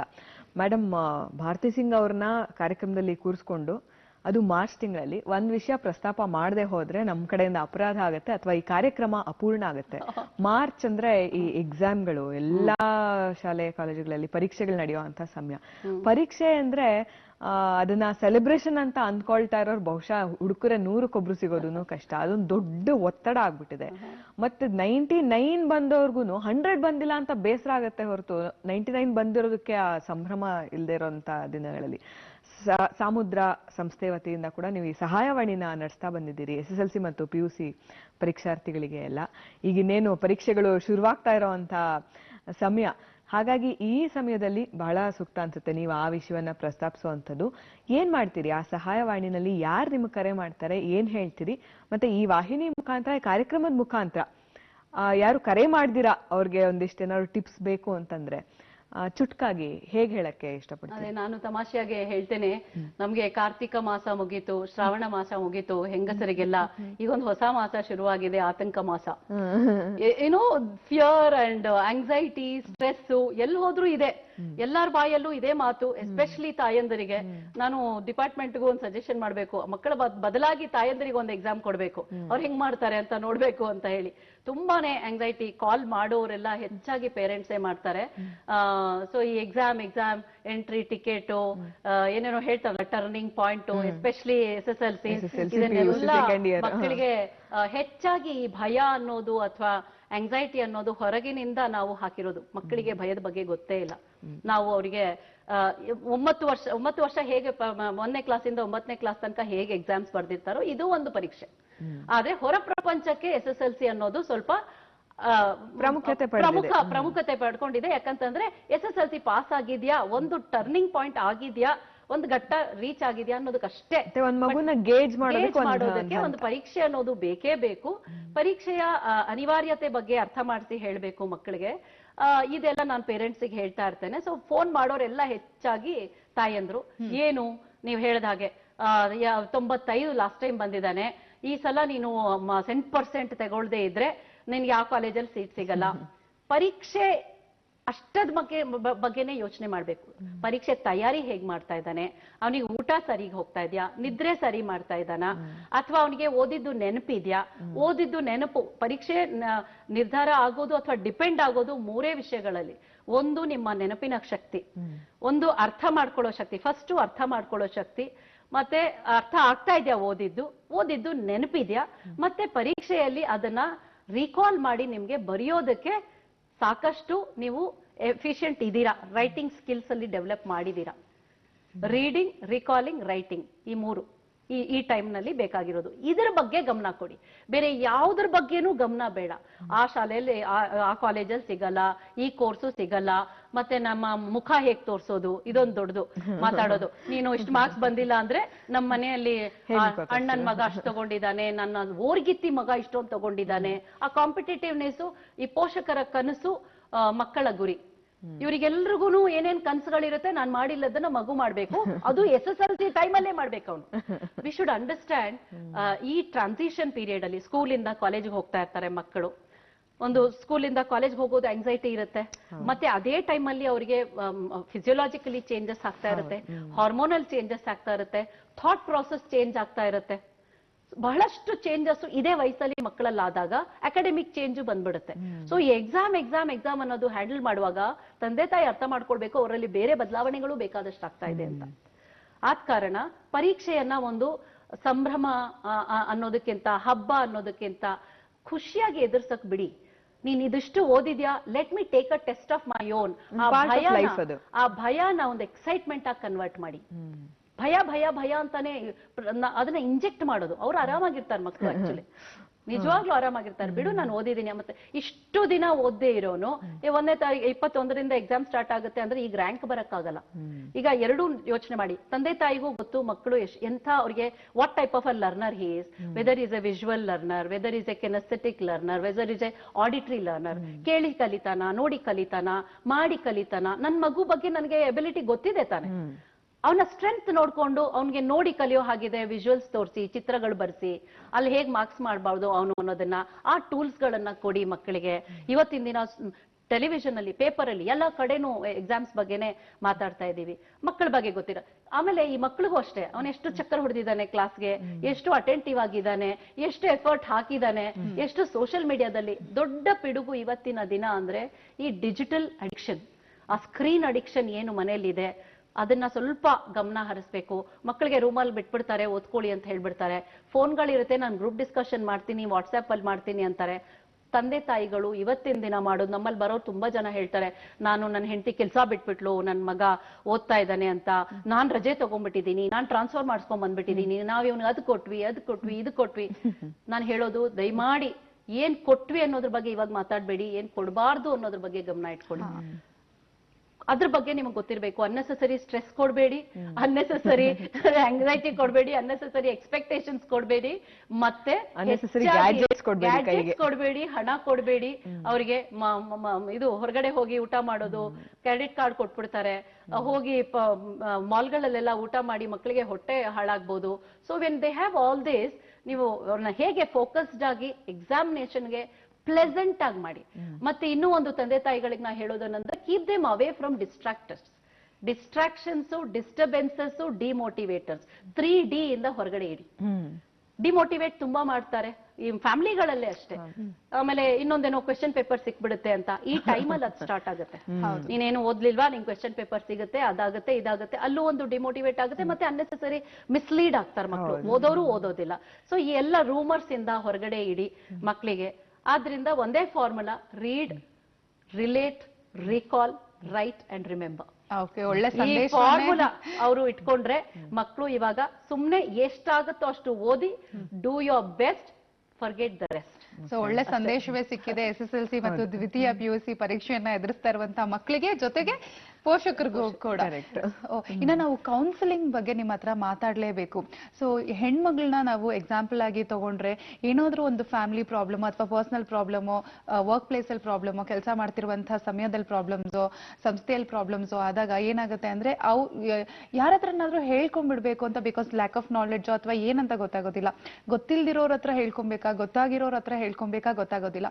ಮತ್ ನೀವೇ ಮುಂಚೆನೆ ಹೇಳ್ದಂಗೆ ಸಾಕಷ್ಟು ಜನ ಕೌನ್ಸಿಲಿಂಗ್ ಮಾಡ್ತೀನಿ, ನಾನು ಕೌನ್ಸಿಲಿಂಗ್ ಮಾಡ್ತೀನಿ ಅಂತ ಹೇಳ್ತಾರೆ. ಆದ್ರೆ ಅವರು ತಜ್ಞರಿರೋದಿಲ್ಲ. ಸೊ ಅಂತವ್ರಿಗೆ, ಕೌನ್ಸಿಲಿಂಗ್ ತಗೊಳ್ಳೋರ್ಗೆ ಅವರ ಸಮಸ್ಯೆಗಳನ್ನ ಯಾರ ಹತ್ರ ನಾವು ಸೂಕ್ತವಾಗಿ ಹೇಳ್ಕೊಬೇಕು ಅನ್ನೋದನ್ನ ಖಂಡಿತವಾಗ್ಲೂ ಇವತ್ತಿನ ಕಾರ್ಯಕ್ರಮದಲ್ಲಿ ನಾವು ನಿಮ್ಮ ಹತ್ರ ಕೇಳಿ ತಿಳ್ಕೊಳ್ಳೇಬೇಕು. ಖಂಡಿತ. ಮಹಿಳಾ ದಿನಾಚರಣೆ ಇದಾಗಿರೋದ್ರಿಂದ ಮಹಿಳೆಯರಿಗೋಸ್ಕರ ಇದು ಒಂದು ಮಾಹಿತಿ ಬೇಕಾಗುತ್ತೆ. ಎಲ್ರಿಗೂ ಒಂದಲ್ಲ ಒಂದು ರೀತಿಯಲ್ಲಿ ತೊಂದರೆಗಳು ಇದ್ದೇ ಇರುತ್ತೆ. ಆದ್ರೆ ನಮಗೆ ಗೊತ್ತಿರ್ಬೇಕು ಎಲ್ಲಿ ಅದನ್ನ ನಾವು ಮಾತಾಡ್ಬೇಕು ಅಂತ ಹೇಳಿ. ಎಲ್ಲರೂ ನಮ್ಗೆ ರೇಗ್ಸೋದು ಅದೇ ಅಲ್ವಾ, ಹತ್ಕೊಂಡು ಹೋಗ್ಬಿಡ್ತಾರೆ, ಕೆಲಸ ಸಿಕ್ಬಿಡುತ್ತೆ ಇವ್ರಿಗೆ, ಹತ್ ಬಿಟ್ರೆ ಅಳ್ತಾರೆ ಇವರು ಇಮೋಷನಲ್ ಆಗಿ, they make their way in emotionally ಅಂತ. ಬೇಡ, ನಮ್ಗೆ ಆ ಇಮೋಷನ್ಸ್ ಅನ್ನ as we have to let out, ಹೇಳ್ಕೊಳ್ಬೇಕು ನಾವು, ಯಾರ ಹತ್ರ ಅದು ತೋಡ್ಕೊಳ್ಬೇಕು ಅನ್ನೋದನ್ನು ನಾವು ಹೇಳ್ತೇವೆ. ಆದ್ರೆ ಮಿಸ್ಪ್ಲೇಸ್ಡ್ ಇರಬಾರ್ದು. ನಾವ್ ಯಾರ ಹತ್ರ ಹೇಳ್ಕೊಳ್ತೀವಿ, ಒಂದು ಕೆಲಸ ಮಾಡೋ ಬಾಸ್ ಹತ್ರ ಹೇಳ್ಕೊಂಡ್ಬಿಡೋದು, ಅಥವಾ ನಿಮ್ಮ ಇಮಿಡಿಯೇಟ್ ಟೀಮ್ ಲೀಡರ್ ಹತ್ರ ಹೇಳ್ಕೊಳ್ಳೋದು, ಅಥವಾ ನಿಮಗೆ ಗೊತ್ತಿರುತ್ತೆ ಈಗಾಗ್ಲೇ ನಾನು ವಲ್ನರಬಲ್ ಸಿಚುವೇಶನ್ ಅಲ್ಲಿ ಇದ್ದೀನಿ, ನನ್ಗೆ ಒಂದು ಸಿಚುವೇಶನ್ ಅಲ್ಲಿ ಸರಿಗಿಲ್ಲ, ನಮ್ಗೆಲ್ಲ ಅಷ್ಟು ಸೆನ್ಸ್ ಇದ್ದೇ ಗೊತ್ತಿರುತ್ತೆ. ನಮ್ಗೆ ಯಾರು ಯಾವ ದೃಷ್ಟಿಯಲ್ಲಿ ನೋಡ್ತಾರೆ, ಹೇಗ್ ನೋಡ್ತಾರೆ, ಒಂದು ಸಣ್ಣ ಜೆಸ್ಚರ್ ಗಳಲ್ಲಿ ನಮಗೆ ಅವರ ನಿಯತ್ತು ಗೊತ್ತಾಗುತ್ತೆ. ಎಸ್ಪೆಷಲಿ ಗಂಡಸರು ಅಲ್ವಾ, ನಾವು ಅಷ್ಟು ಬುದ್ಧಿವಂತರು ಇದ್ದೇ ಇರ್ತೀವಿ, ಅಷ್ಟೊಂದು ಪೆದ್ರು ನಾವು ಹೆಣ್ಮಕ್ಳು ಅಲ್ವೇ ಅಲ್ಲ. ಸೊ ಗೊತ್ತಿರುತ್ತೆ, ಗೊತ್ತಿದ್ದು ಸಹ ನಾವು ನಮ್ಮ ದುಃಖಗಳನ್ನ ಅವ್ರ ಹತ್ರ ಹೇಳ್ಕೊಂಡ್ಬಿಡೋದು, ನಮ್ಮ ಕಷ್ಟಗಳನ್ನ ಹೇಳ್ಕೊಳ್ಳೋದು, ಅಲ್ಲಿ ಇನ್ನೂ ಸಹ ಅವರು ನಮ್ಗೆ ಅಡ್ವಾಂಟೇಜ್ ತಗೊಳ್ಳೋ ಹಾಗೆ ಅಥವಾ ನಮ್ಮನ್ನ ನಾವು ಕಷ್ಟದ ಸ್ಥಿತಿಯಲ್ಲಿ ಹಾಕೊಳ್ಳೋ ಹಾಗೆ ಮಾಡ್ಕೊಳ್ಳೋದು ಬೇಡ. ನಮ್ಮ ವರ್ಕ್ ಪ್ಲೇಸ್ ಅಲ್ಲಿ ನಮ್ಮ ಪ್ರಾಬ್ಲಮ್ಸ್ ಅನ್ನ ಮಾತಾಡೋದು ಬೇಡ. ಅಥವಾ ನಮ್ಮ ಇಮಿಡಿಯೇಟ್ ರಿಲೇಟಿವ್ಸ್ ಯಾರಿರ್ತಾರೆ ಅದ್ರಲ್ಲಿ ಗಂಡಸರು, ಫಾರ್ ಎಕ್ಸಾಂಪಲ್ ಇವರ ಸಿಂಗಲ್ ವುಮನ್, ಮನೆಯಲ್ಲಿ ಸುಮಾರು ಗಂಡಸರೆಲ್ಲ ಇರ್ತಾರೆ, ಅವಶ್ಯಕತೆ ಇಲ್ಲ. Give them a signal that you can manage your own, but go to an expert. Expert ಯಾರು? ನಿಮಗೆ ಸಂಬಂಧ ಪಟ್ಟಿಲ್ದೇ ಇರೋರು, ನಿಮ್ಮ ಸಿಚುವೇಶನ್ ಅಡ್ವಾಂಟೇಜ್ ತಗೊಳ್ದೇ ಇರುವವರು, ಅಥವಾ ನಿಮ್ಮನ್ನ ಕೀಳಾಗಿ ಜೆನ್ವಿನ್ ಆಗಿ ಒಂಥರ ಅನ್ಬಯಸ್ಡ್ ಆಗಿ, ಜೆನ್ವಿನ್ ಆಗಿ, ಪ್ರೊಫೆಷನಲ್ ಆಗಿ ಅಡ್ವೈಸ್ ಕೊಡೋರು ಬಹಳಷ್ಟು ಜನ ಇದ್ದಾರೆ. ಫ್ರೀ ಆಗಿ ಕೊಡೋರು ಇದ್ದಾರೆ. ಹಣ ಇಲ್ಲ ಅಂತ ಹೇಳಿದ್ರೆ ಫ್ರೀ ಆಗಿ ಕೊಡೋರು ಇದ್ದಾರೆ. ಸೊ ನಿಮ್ಗೆ ಇವತ್ತು ಆನ್ಲೈನ್ ಅಲ್ಲೂ ನೋಡಿ, ಸೋಷಿಯಲ್ ಮೀಡಿಯಾ, ನೀವು ಇದು ಹೇಳಿದ ಒಳ್ಳೇದಾಯ್ತು. ಇವತ್ತಿನ ದಿನ ಅವ್ರ ಹತ್ರ ಹೇಳ್ಕೊಡೋದಕ್ಕಿಂತ ಮೊನ್ನೆ ಒಂದು ಮಗು ಹಾಗೆ ಮಾಡಿದೆ, ಸೋಷಿಯಲ್ ಮೀಡಿಯಾದಲ್ಲಿ ಎಕ್ಸ್ಪ್ರೆಸ್ ಮಾಡ್ಕೊಂಡು ಕೊನೆಗೆ ಅದು ಯಾವ ಲೆವೆಲ್ಗೆ ಹೋಗಿದೆ ಅಂತ ಹೇಳಿದ್ರೆ, ಅದು ಹುಡುಗಿ ಹೆಸರಲ್ಲೇ ಇಟ್ಕೊಂಡು ಹುಡುಗಿ ಅನ್ಕೊಂಡೇ ಮಾತಾಡ್ಕೊಂಡಿದ್ದು ದೊಡ್ಡ ಲೆವೆಲ್ಗೆ ಹೋಗಿ ಒಂದು ಆತಂಕ ಆಗುವಾಗ ಫೋಟೋಸ್ ಎಲ್ಲ, ಆ ಮಗು ಒಂದು ನ್ಯೂಡ್ ಆಗಿ ಫೋಟೋಸ್ ಎಲ್ಲ ಅಪ್ಲೋಡ್ ಮಾಡ್ಬಿಟ್ಟು, ಗೊತ್ತಿಲ್ಲ 13-14 ವರ್ಷದ ಮಗು ಅದು. ಇವತ್ತು ಸೋಷಿಯಲ್ ಮೀಡಿಯಾದಲ್ಲಿ ಯಾರು ಜೆನ್ವಿನ್ ಅಂತ ಕಂಡುಹಿಡಿಯೋದು ಬಹಳ ಕಷ್ಟ ಇದೆ. ಆದ ಕಾರಣ ಅಷ್ಟು ಮಾತ್ರ ನಾವು ಅಲರ್ಟ್ ಆಗಿರ್ಬೇಕು. ಫ್ರೀಡಮ್ ಸಿಕ್ತು ನನ್ಗೆ, ಹೊರಗಡೆ ಹೋಗ್ತೀನಿ ನಾನು, ನನಗೆ ಫೋನ್ ಸಿಕ್ತು, ನಾನು ಫೇಸ್ಬುಕ್ ಮಾಡ್ಬೇಕು ಅಥವಾ ನಾನು ಸೋಷಿಯಲ್ ಮೀಡಿಯಾದಲ್ಲಿ ಎಕ್ಸ್ಪ್ಲೋರ್ ಮಾಡ್ಬೇಕಂತ ಹೇಳಿ ಸಿಕ್ಕಿದವ್ರ ಹತ್ರ ಎಲ್ಲ ಹೇಳ್ಬಿಡೋದಲ್ಲ, ತುಂಬಾ ದೊಡ್ಡ ತೊಂದರೆಗೆ ಒಳಗಾಗ್ತಾರೆ. ಅದಕ್ಕೋಸ್ಕರ ಪ್ರೊಫೆಷನಲ್ ಹೆಲ್ಪ್ ಸೀಕ್ ಮಾಡ್ಬೇಕು. ಅದಕ್ಕೆ ಹಣ ಬೇಕು ಅಂತ ಏನಿಲ್ಲ. ಒಂದು ಫೋನ್ ಕಾಲ್ ಸಮುದ್ರ ಹೆಲ್ಪ್ ಲೈನ್ಗೆ ಮಾಡಿದ್ರು ಆಯ್ತು. So we can also help them. ಒಂದು ಅರಿವು ಇಟ್ಕೊಂಡು ನಾವು ಸಹಾಯವನ್ನ ಸಹಾಯ ಬೇಕು ಅಂತ ಹೇಳಿದ್ರೆ ಎಲ್ಲರ ಕೇಳೋದು ಬೇಡ. ಖಂಡಿತ. ಮತ್ತಷ್ಟು ಇದ್ರ ಬಗ್ಗೆ ಒಂದು ವಿಷಯವನ್ನ ನೀವು ಈ ವೇದಿಕೆ ಮೂಲಕ ಹೇಳ್ಬೇಕು. ಏನಂತಂದ್ರೆ, ಯಾರಿಗೆ ಇವಾಗ ಸಹಾಯ ಹಸ್ತ ಬೇಕಿರುತ್ತೆ, ಸಮುದ್ರ ಇಂದ ಯಾರಿಗೆ ನೆರವು ಬೇಕಿರುತ್ತೆ, ಅವ್ರಿಗೆಲ್ಲ ಏನೇನ್ ಮಾಡ್ಬೇಕು ಮತ್ತೆ ಹೇಗೆ ನಿಮ್ಮನ್ನ ಅಪ್ರೋಚ್ ಮಾಡ್ಬೇಕು ಅನ್ನೋದನ್ನ ಹೇಳಿದ್ರಿ. ಯಾರಾದ್ರೂ ನಾನು ಈ ಸಂಸ್ಥೆ, ಇವಾಗ ಎಲ್ಲರೂ ಸಂಸ್ಥೆ ಕಟ್ಕೊಂಡೆ ಸಮಾಜಕ್ಕೆ ಏನಾದ್ರು ಮಾಡಕ್ ಆಗೋದಿಲ್ಲ, ಎಲ್ರಿಗೂ ಆ ಶಕ್ತಿ ಇಲ್ಲದೆ ಇರಬಹುದು, ಅವಕಾಶಗಳು ಇಲ್ಲದೆ ಇರಬಹುದು. ನಿಮ್ ಸಂಸ್ಥೆ ಮೂಲಕ ನಾನೇನಾದ್ರು ಮಾಡಕ್ಕೆ ಇಷ್ಟಪಡ್ತೀನಿ ಅನ್ಕೊಳ್ಳೋರಾದ್ರೆ, ಅದೊಂದು ಹೆಚ್ಚು ಸಮಯ ಕೊಡಕ್ಕೆ ಶಕ್ತಿ ಇರೋರು ಇರಬಹುದು, ಅಥವಾ ದಿನಕ್ಕೊಂದ್ 2-3 ಗಂಟೆ ಕೊಡಕ್ ನಂಗೆ ಸಾಮರ್ಥ್ಯ ಇದೆ ಅನ್ನೋರು ಇರಬಹುದು. ಅವಕಾಶ ಇದೆಯಾ? ಖಂಡಿತ ಇದೆ. ತುಂಬಾ ಜನ ವಾಲಂಟಿಯರ್ಸ್ ಸಮುದ್ರ ಇವತ್ತಿಷ್ಟೆಲ್ಲ ಕೆಲಸ ಮಾಡೋದಕ್ಕೆ ಡೈರೆಕ್ಟ್ ಕ್ರೆಡಿಟ್ ನಾನು ಕೊಡ್ಬೇಕಾದ್ರೆ ತುಂಬಾ ವಾಲಂಟಿಯರ್ಸ್ ಮತ್ತೆ ಇಂಟರ್ನ್ಸ್, ಬಹಳಷ್ಟು ಕಾಲೇಜ್ಗಳಿಂದ ಇಂಟರ್ನ್ಶಿಪ್ ಬರ್ತಾರೆ. MBA ಸ್ಟೂಡೆಂಟ್ಸ್ ಆಗಿರ್ಬೋದು, MSW ಸ್ಟೂಡೆಂಟ್ಸ್ ಆಗಿರ್ಬೋದು, ಒಂದು ಅಕಾಡೆಮಿಕ್ ಲರ್ನಿಂಗ್ಗೂ ಬರ್ತಾರೆ. ಎಕ್ಸ್ಪೋಜರ್ ಪ್ರೋಗ್ರಾಮ್ಸ್ಗೆ, ಬ್ಲಾಕ್ ಪ್ಲೇಸ್ಮೆಂಟ್ಗೆ ಎಲ್ಲ ಬರ್ತಾನೆ ಇರ್ತಾರೆ. ಮಂಗಳೂರಿಂದ, ಮೈಸೂರಿಂದ ಎಲ್ಲ ದೂರದ ಕಾಲೇಜ್ಗಳಿಂದ ಸ್ಟೂಡೆಂಟ್ಸ್ ಬ್ಲಾಕ್ ಪ್ಲೇಸ್ಮೆಂಟ್ಗೆ ಸಮುದ್ರಕ್ಕೆ ಬರ್ತಾರೆ. ನೀವು ಹೇಳಿದ ಹಾಗೆ ಪ್ರೊಫೆಷನಲ್ಸ್, ನಿಮ್ಮಲ್ಲಿ ಏನ್ ಟ್ಯಾಲೆಂಟ್ ಇದೆ, ನೀವು ಕೌನ್ಸಿಲಿಂಗ್ ಸ್ಕಿಲ್ಸ್ ಇದೆಯಾ, ಟೀಚಿಂಗ್ ಸ್ಕಿಲ್ಸ್ ಇದೆಯಾ, ಇಂಗ್ಲಿಷ್ ಹೇಳ್ಕೊಡಕ್ಕಾಗತ್ತಾ, ನಿಮಗೆ ಕಂಪ್ಯೂಟರ್ ಹೇಳ್ಕೊಡಕ್ಕಾಗತ್ತಾ, ಅಥವಾ ನಿಮ್ಗೆ ಯಾವ್ದೋ ಒಂದು ವ್ಯಕ್ತಿತ್ವ ವಿಕಸನದ ಬಗ್ಗೆ ಮಾತಾಡೋಕ್ ಇಷ್ಟ ಇದೆಯಾ, ಇಲ್ಲ ಅಂತಂದ್ರೆ ನೀವು ಯಾವ್ದೋ ಕಂಪನಿನಲ್ಲಿ ನಮ್ಮಲ್ಲಿ ಟ್ರೈನ್ ಆದ ಮಕ್ಕಳಿಗೆ 3 ತಿಂಗಳು ಟ್ರೈನಿಂಗ್ ಆದವರಿಗೆ ಕೆಲಸ ಕೊಡಿಸ್ತೀವಿ ನಾವು, ನಿಮ್ಗೆ ಯಾವ್ದಾದ್ರು 4 ಮಕ್ಕಳಿಗೆ ಕೆಲಸ ಕೊಡ್ಸಕ್ಕಾಗತ್ತಾ, ನೀವಿರೋ ಕಂಪನಿ ಏನ್ ಬೇಕಾದ್ರೂ, ಅಥವಾ ಸಮುದ್ರ ಸಂಸ್ಥೆಯ ನಮ್ಮ ಏನು ಇದಿದೆ ಮೆಸೇಜ್ ಏನಿದೆ, ಲವ್ ಲೈಫ್ ಅಂತ, ಏನೋ ಡಿಪ್ರೆಷನ್ ಆಗಿರ್ಬೋದು, ಸುಸೈಡಲ್ ಟೆಂಡೆನ್ಸೀಸ್ ಆಗಿರ್ಬೋದು, ಯಾವುದೇ ಮಾನಸಿಕ ಮೆಂಟಲ್ ಹೆಲ್ತ್ ಫಸ್ಟ್ ಏಡ್ ನಿಮಗೆ ಕೊಡಕ್ಕಾಗತ್ತಾ? ನಾವು ಫಸ್ಟ್ ಏಡ್ ಅಷ್ಟೇ ಕೊಡೋದು. ಕ್ಲಿನಿಕಲ್ ಎಕ್ಸ್ಕಲೇಷನ್ ಮಾಡ್ತೀವಿ ನಾವು. ಕ್ಲಿನಿಕಲ್ ಇಂಟರ್ವೆನ್ಷನ್ ಬೇಕಂದ್ರೆ ನಮ್ಗೆ ಎಕ್ಸ್ಪರ್ಟ್ಸ್ ಗೆ ಕಳಿಸ್ಕೊಡ್ತೀವಿ. ನಿಮ್ಗೆ ಆ ರೀತಿನಲ್ಲಿ ಆಗತ್ತಾ? ನೀವು ಸೈಕಾಲಜಿಸ್ಟಾ, ಸೈಕ್ಯಾಟ್ರಿಸ್ಟಾ, ಅಥವಾ ಲೈಫ್ ಸ್ಕಿಲ್ ಎಕ್ಸ್ಪರ್ಟಾ, ನಿಮ್ಗೆ ಏನ್ ಎಕ್ಸ್ಪರ್ಟೀಸ್ ಇದೆ ಅದನ್ನ ನೀವು ನಿಮ್ಮ ಜೊತೆ ಕುತ್ಕೊಂಡು ಮಾತಾಡಿ ನೀವು 1 ಗಂಟೆ ಕೊಡ್ಬೋದು, 1 ದಿನ ಕೊಡ್ಬೋದು, 1 ವಾರ ಕೊಡ್ಬೋದು, ಅಥವಾ ಏನೂ ಇಲ್ಲದಿದ್ರೆ ನಿಮಗೆ ನಾಟಕ, ಸಂಗೀತ, ಥಿಯೇಟರ್ ಸ್ಕಿಲ್ಸ್ ಅಲ್ಲಿ ಇದೆಯಾ? ಬಿಕಾಸ್ ನಾವು ಕಲಾ ಹೃದಯ ವಿಭಾಗದಲ್ಲಿ ಬಹಳಷ್ಟು ನಮ್ಮ ಮಕ್ಕಳಿಗೆ ಥಿಯೇಟರ್ ಮೂಲಕ ಪರ್ಸನಾಲಿಟಿ ಡೆವಲಪ್ಮೆಂಟ್ ತುಂಬಾ ಎಂಜಾಯ್ ಮಾಡ್ತಾರೆ. ಅದನ್ನ ಅವ್ರ ಡ್ರಾಪ್ ಔಟೇ ಇಲ್ಲ. ಆ ಥಿಯೇಟರ್ ಕ್ಲಾಸಸ್ ಅಂತ ಮಾಡಿದಾಗ ಡ್ರಾಪ್ ಔಟೇ ಇಲ್ಲ, ಓಡೋಗೋದೇ ಇಲ್ಲ. ಅವರು ಇಚ್ಛೆಯಿಂದ ಉತ್ಸಾಹದಿಂದ ಬರ್ತಾರೆ. ಅದ್ ಮಾಡಕ್ಕಾಗತ್ತಾ? ನೀವ್ ಏನ್ ಬೇಕಾದ್ರೂ ಮಾಡಿದ್ರೆ ನಮ್ಮನ್ನ ಕಾಂಟ್ಯಾಕ್ಟ್ ಮಾಡಿದ್ರೆ ಫಸ್ಟ್ ನಾವು ನಿಮ್ಮ ಹತ್ರ ಮಾತಾಡ್ಕೊಂಡು ಆಮೇಲೆ ನಿಮಗೆ ಫಿಟ್ಮೆಂಟ್ ನಾವು ಹೇಗೆ ಕಾಂಟ್ಯಾಕ್ಟ್ ಮಾಡ್ಬೇಕು ನಿಮ್ಮನ್ನ? ನಮ್ಮ ಟೆಲಿಫೋನ್ ನಂಬರ್ಸ್ ಇದೆ, ನನ್ನ ನಂಬರ್ ಇದೆ, ಇಲ್ಲಿ ನನ್ನ ಮುಂದೆ ಒಂದು ನಮ್ಮ ಸಹಾಯವಾಣಿ ಇದೆ. ಇದನ್ನ ನಮ್ಮ ವೀಕ್ಷಕರೊಂದಿಗೆ ಇಷ್ಟಪಡ್ತೀನಿ. ವೀಕ್ಷಕರಲ್ಲಿ ನಿಮ್ಗೆ ಯಾರಿಗಾರು ನಾನು ಈ ಸಂಸ್ಥೆ ಮೂಲಕ ಏನಾದ್ರೂ ಸಮಾಜಕ್ಕೆ ಮಾಡ್ಬೇಕು, ಯಾವುದೇ ರೀತಿ ಧನ ಸಹಾಯ ಇರಬಹುದು, ಅಥವಾ ನಾನು ಕೌನ್ಸಿಲಿಂಗ್ ಮಾಡಕ್ಕೆ ನನ್ಗೆ ಶಕ್ತಿ ಇದೆ ಅನ್ನೋರು ಇರಬಹುದು, ಅಥವಾ ನಾನು ನಾಟಕವೋ ಸಂಗೀತನೋ ಶ್ಲೋಕವನ್ನ ಹೇಳ್ಕೊಡ್ತೀನಿ ಅನ್ನೋಂಥವ್ರು ಯಾರು ಇರಬಹುದು. ಈ ಸಂಖ್ಯೆಯನ್ನ ನೋಟ್ ಮಾಡ್ಕೊಳ್ಳಿ. ಇದರಿಂದ ಸಮಾಜದಲ್ಲಿ ಎಷ್ಟೋ ಜನಕ್ಕೆ ಉಪಯೋಗ ಆಗಬಹುದು. 9880396331. ಮತ್ತೊಮ್ಮೆ ಹೇಳ್ತೀನಿ, ಈ ಒಂದು ದೂರವಾಣಿ ಸಂಖ್ಯೆಯನ್ನ ಗಮನಿಸ್ಕೊಳ್ಳಿ, ನೋಟ್ ಮಾಡ್ಕೊಳ್ಳಿ.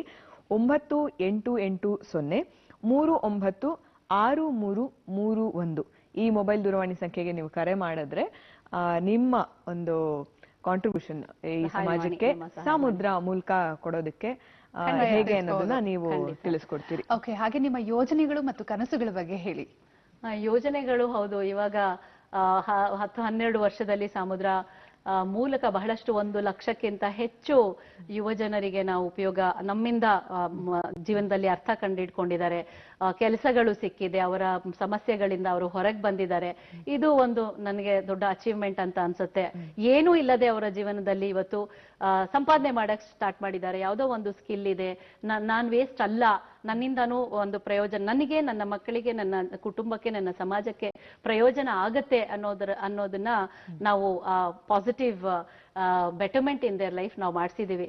ಬಟ್ ಮುಂದಿನ ಕನಸು ಅಂತಂದ್ರೆ ಸುಮಾರು ನಾನು ಹೇಳಿದೆ, ಗ್ರಾಮೀಣ ಪ್ರದೇಶದಿಂದ ಬಾಗೇಪಲ್ಲಿ, ಚಿಂತಾಮಣಿ, ದೊಡ್ಡಬಳ್ಳಾಪುರ, ಚಿಕ್ಕಬಳ್ಳಾಪುರ, ಇಲ್ಲಿಂದ ಎಲ್ಲ ಬೆಳಗ್ಗೆ ಮುಳುಬಾಗಿಲು, ಇಲ್ಲಿಂದ ಎಲ್ಲ ಬೆಳಗ್ಗೆ 5 ಗಂಟೆ ಟ್ರೈನಿಂದ ಬಂದು ನಮ್ಮಲ್ಲಿ ಕೌನ್ಸಿಲಿಂಗೋ ಟ್ರೈನಿಂಗೋ ಎಲ್ಲ ಮಾಡಿಕೊಂಡು 3 ತಿಂಗಳ ಕಾಲ ಒಂದು ತರಬೇತಿ ಕಾರ್ಯಕ್ರಮಗಳನ್ನ ಮುಗಿಸಿ ಮತ್ತೆ ವಾಪಸ್ಸು ರಾತ್ರಿ ಟ್ರೈನಿಗೆ ಹೋಗುವಂತವ್ರು ಕೇಳ್ತಾರೆ, ಮ್ಯಾಮ್ ಇಲ್ಲೇ ನಮ್ಗೆ ಇರೋಕ್ ಮನೆ ಸಿಕ್ಕಿದ್ರೆ ಹೋಗೋದು ಬರೋದು ಇರೋದಿಲ್ಲ, ಊಟ ನಮ್ಗೆ ಕೊಡೋ ಹಾಗಿದ್ರೆ, ಒಂದು ವಸತಿ ಸೌಕರ್ಯ ಇದ್ದಿದ್ರೆ ಇನ್ನೂ ಹೆಚ್ಚಾಗಿ ನಿಮ್ಮ ಕಾರ್ಯಕ್ರಮಗಳ ನಾವು ಫಲಾನುಭವಿಗಳಾಗ್ಬೋದಾಗಿತ್ತು ಅಂತ. ಆಗ ನನ್ಗನ್ಸ್ತು, ಒಂದು ಕನಸು ಅಂದ್ರೆ ಒಂದು ಹಾರ್ಮನಿ ಹೋಮ್ ಮಾಡ್ಬೇಕು.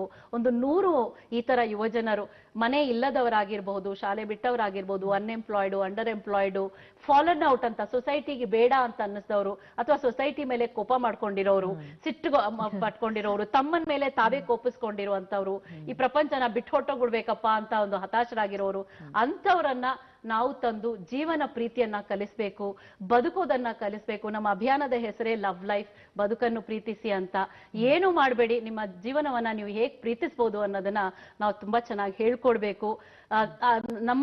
ನಮ್ಮ ಕಾರ್ಯಕ್ರಮಗಳಲ್ಲಿ ಅಥವಾ ಸಮುದ್ರ ಸಹವಾಸಕ್ಕೆ ಬಂದ್ಮೇಲೆ ಏನ್ ಬೇಕಾದ್ರೂ ಮಾಡ್ತೀನಿ, ಹಠ ಬಿಡ್ತೀನಿ, ಚಟ ಬಿಡ್ತೀನಿ, ಆದ್ರೆ ಪ್ರಾಣ ಮಾತ್ರ ಬಿಡಲ್ಲ ಅಂತ ಹೇಳ್ಬೇಕು.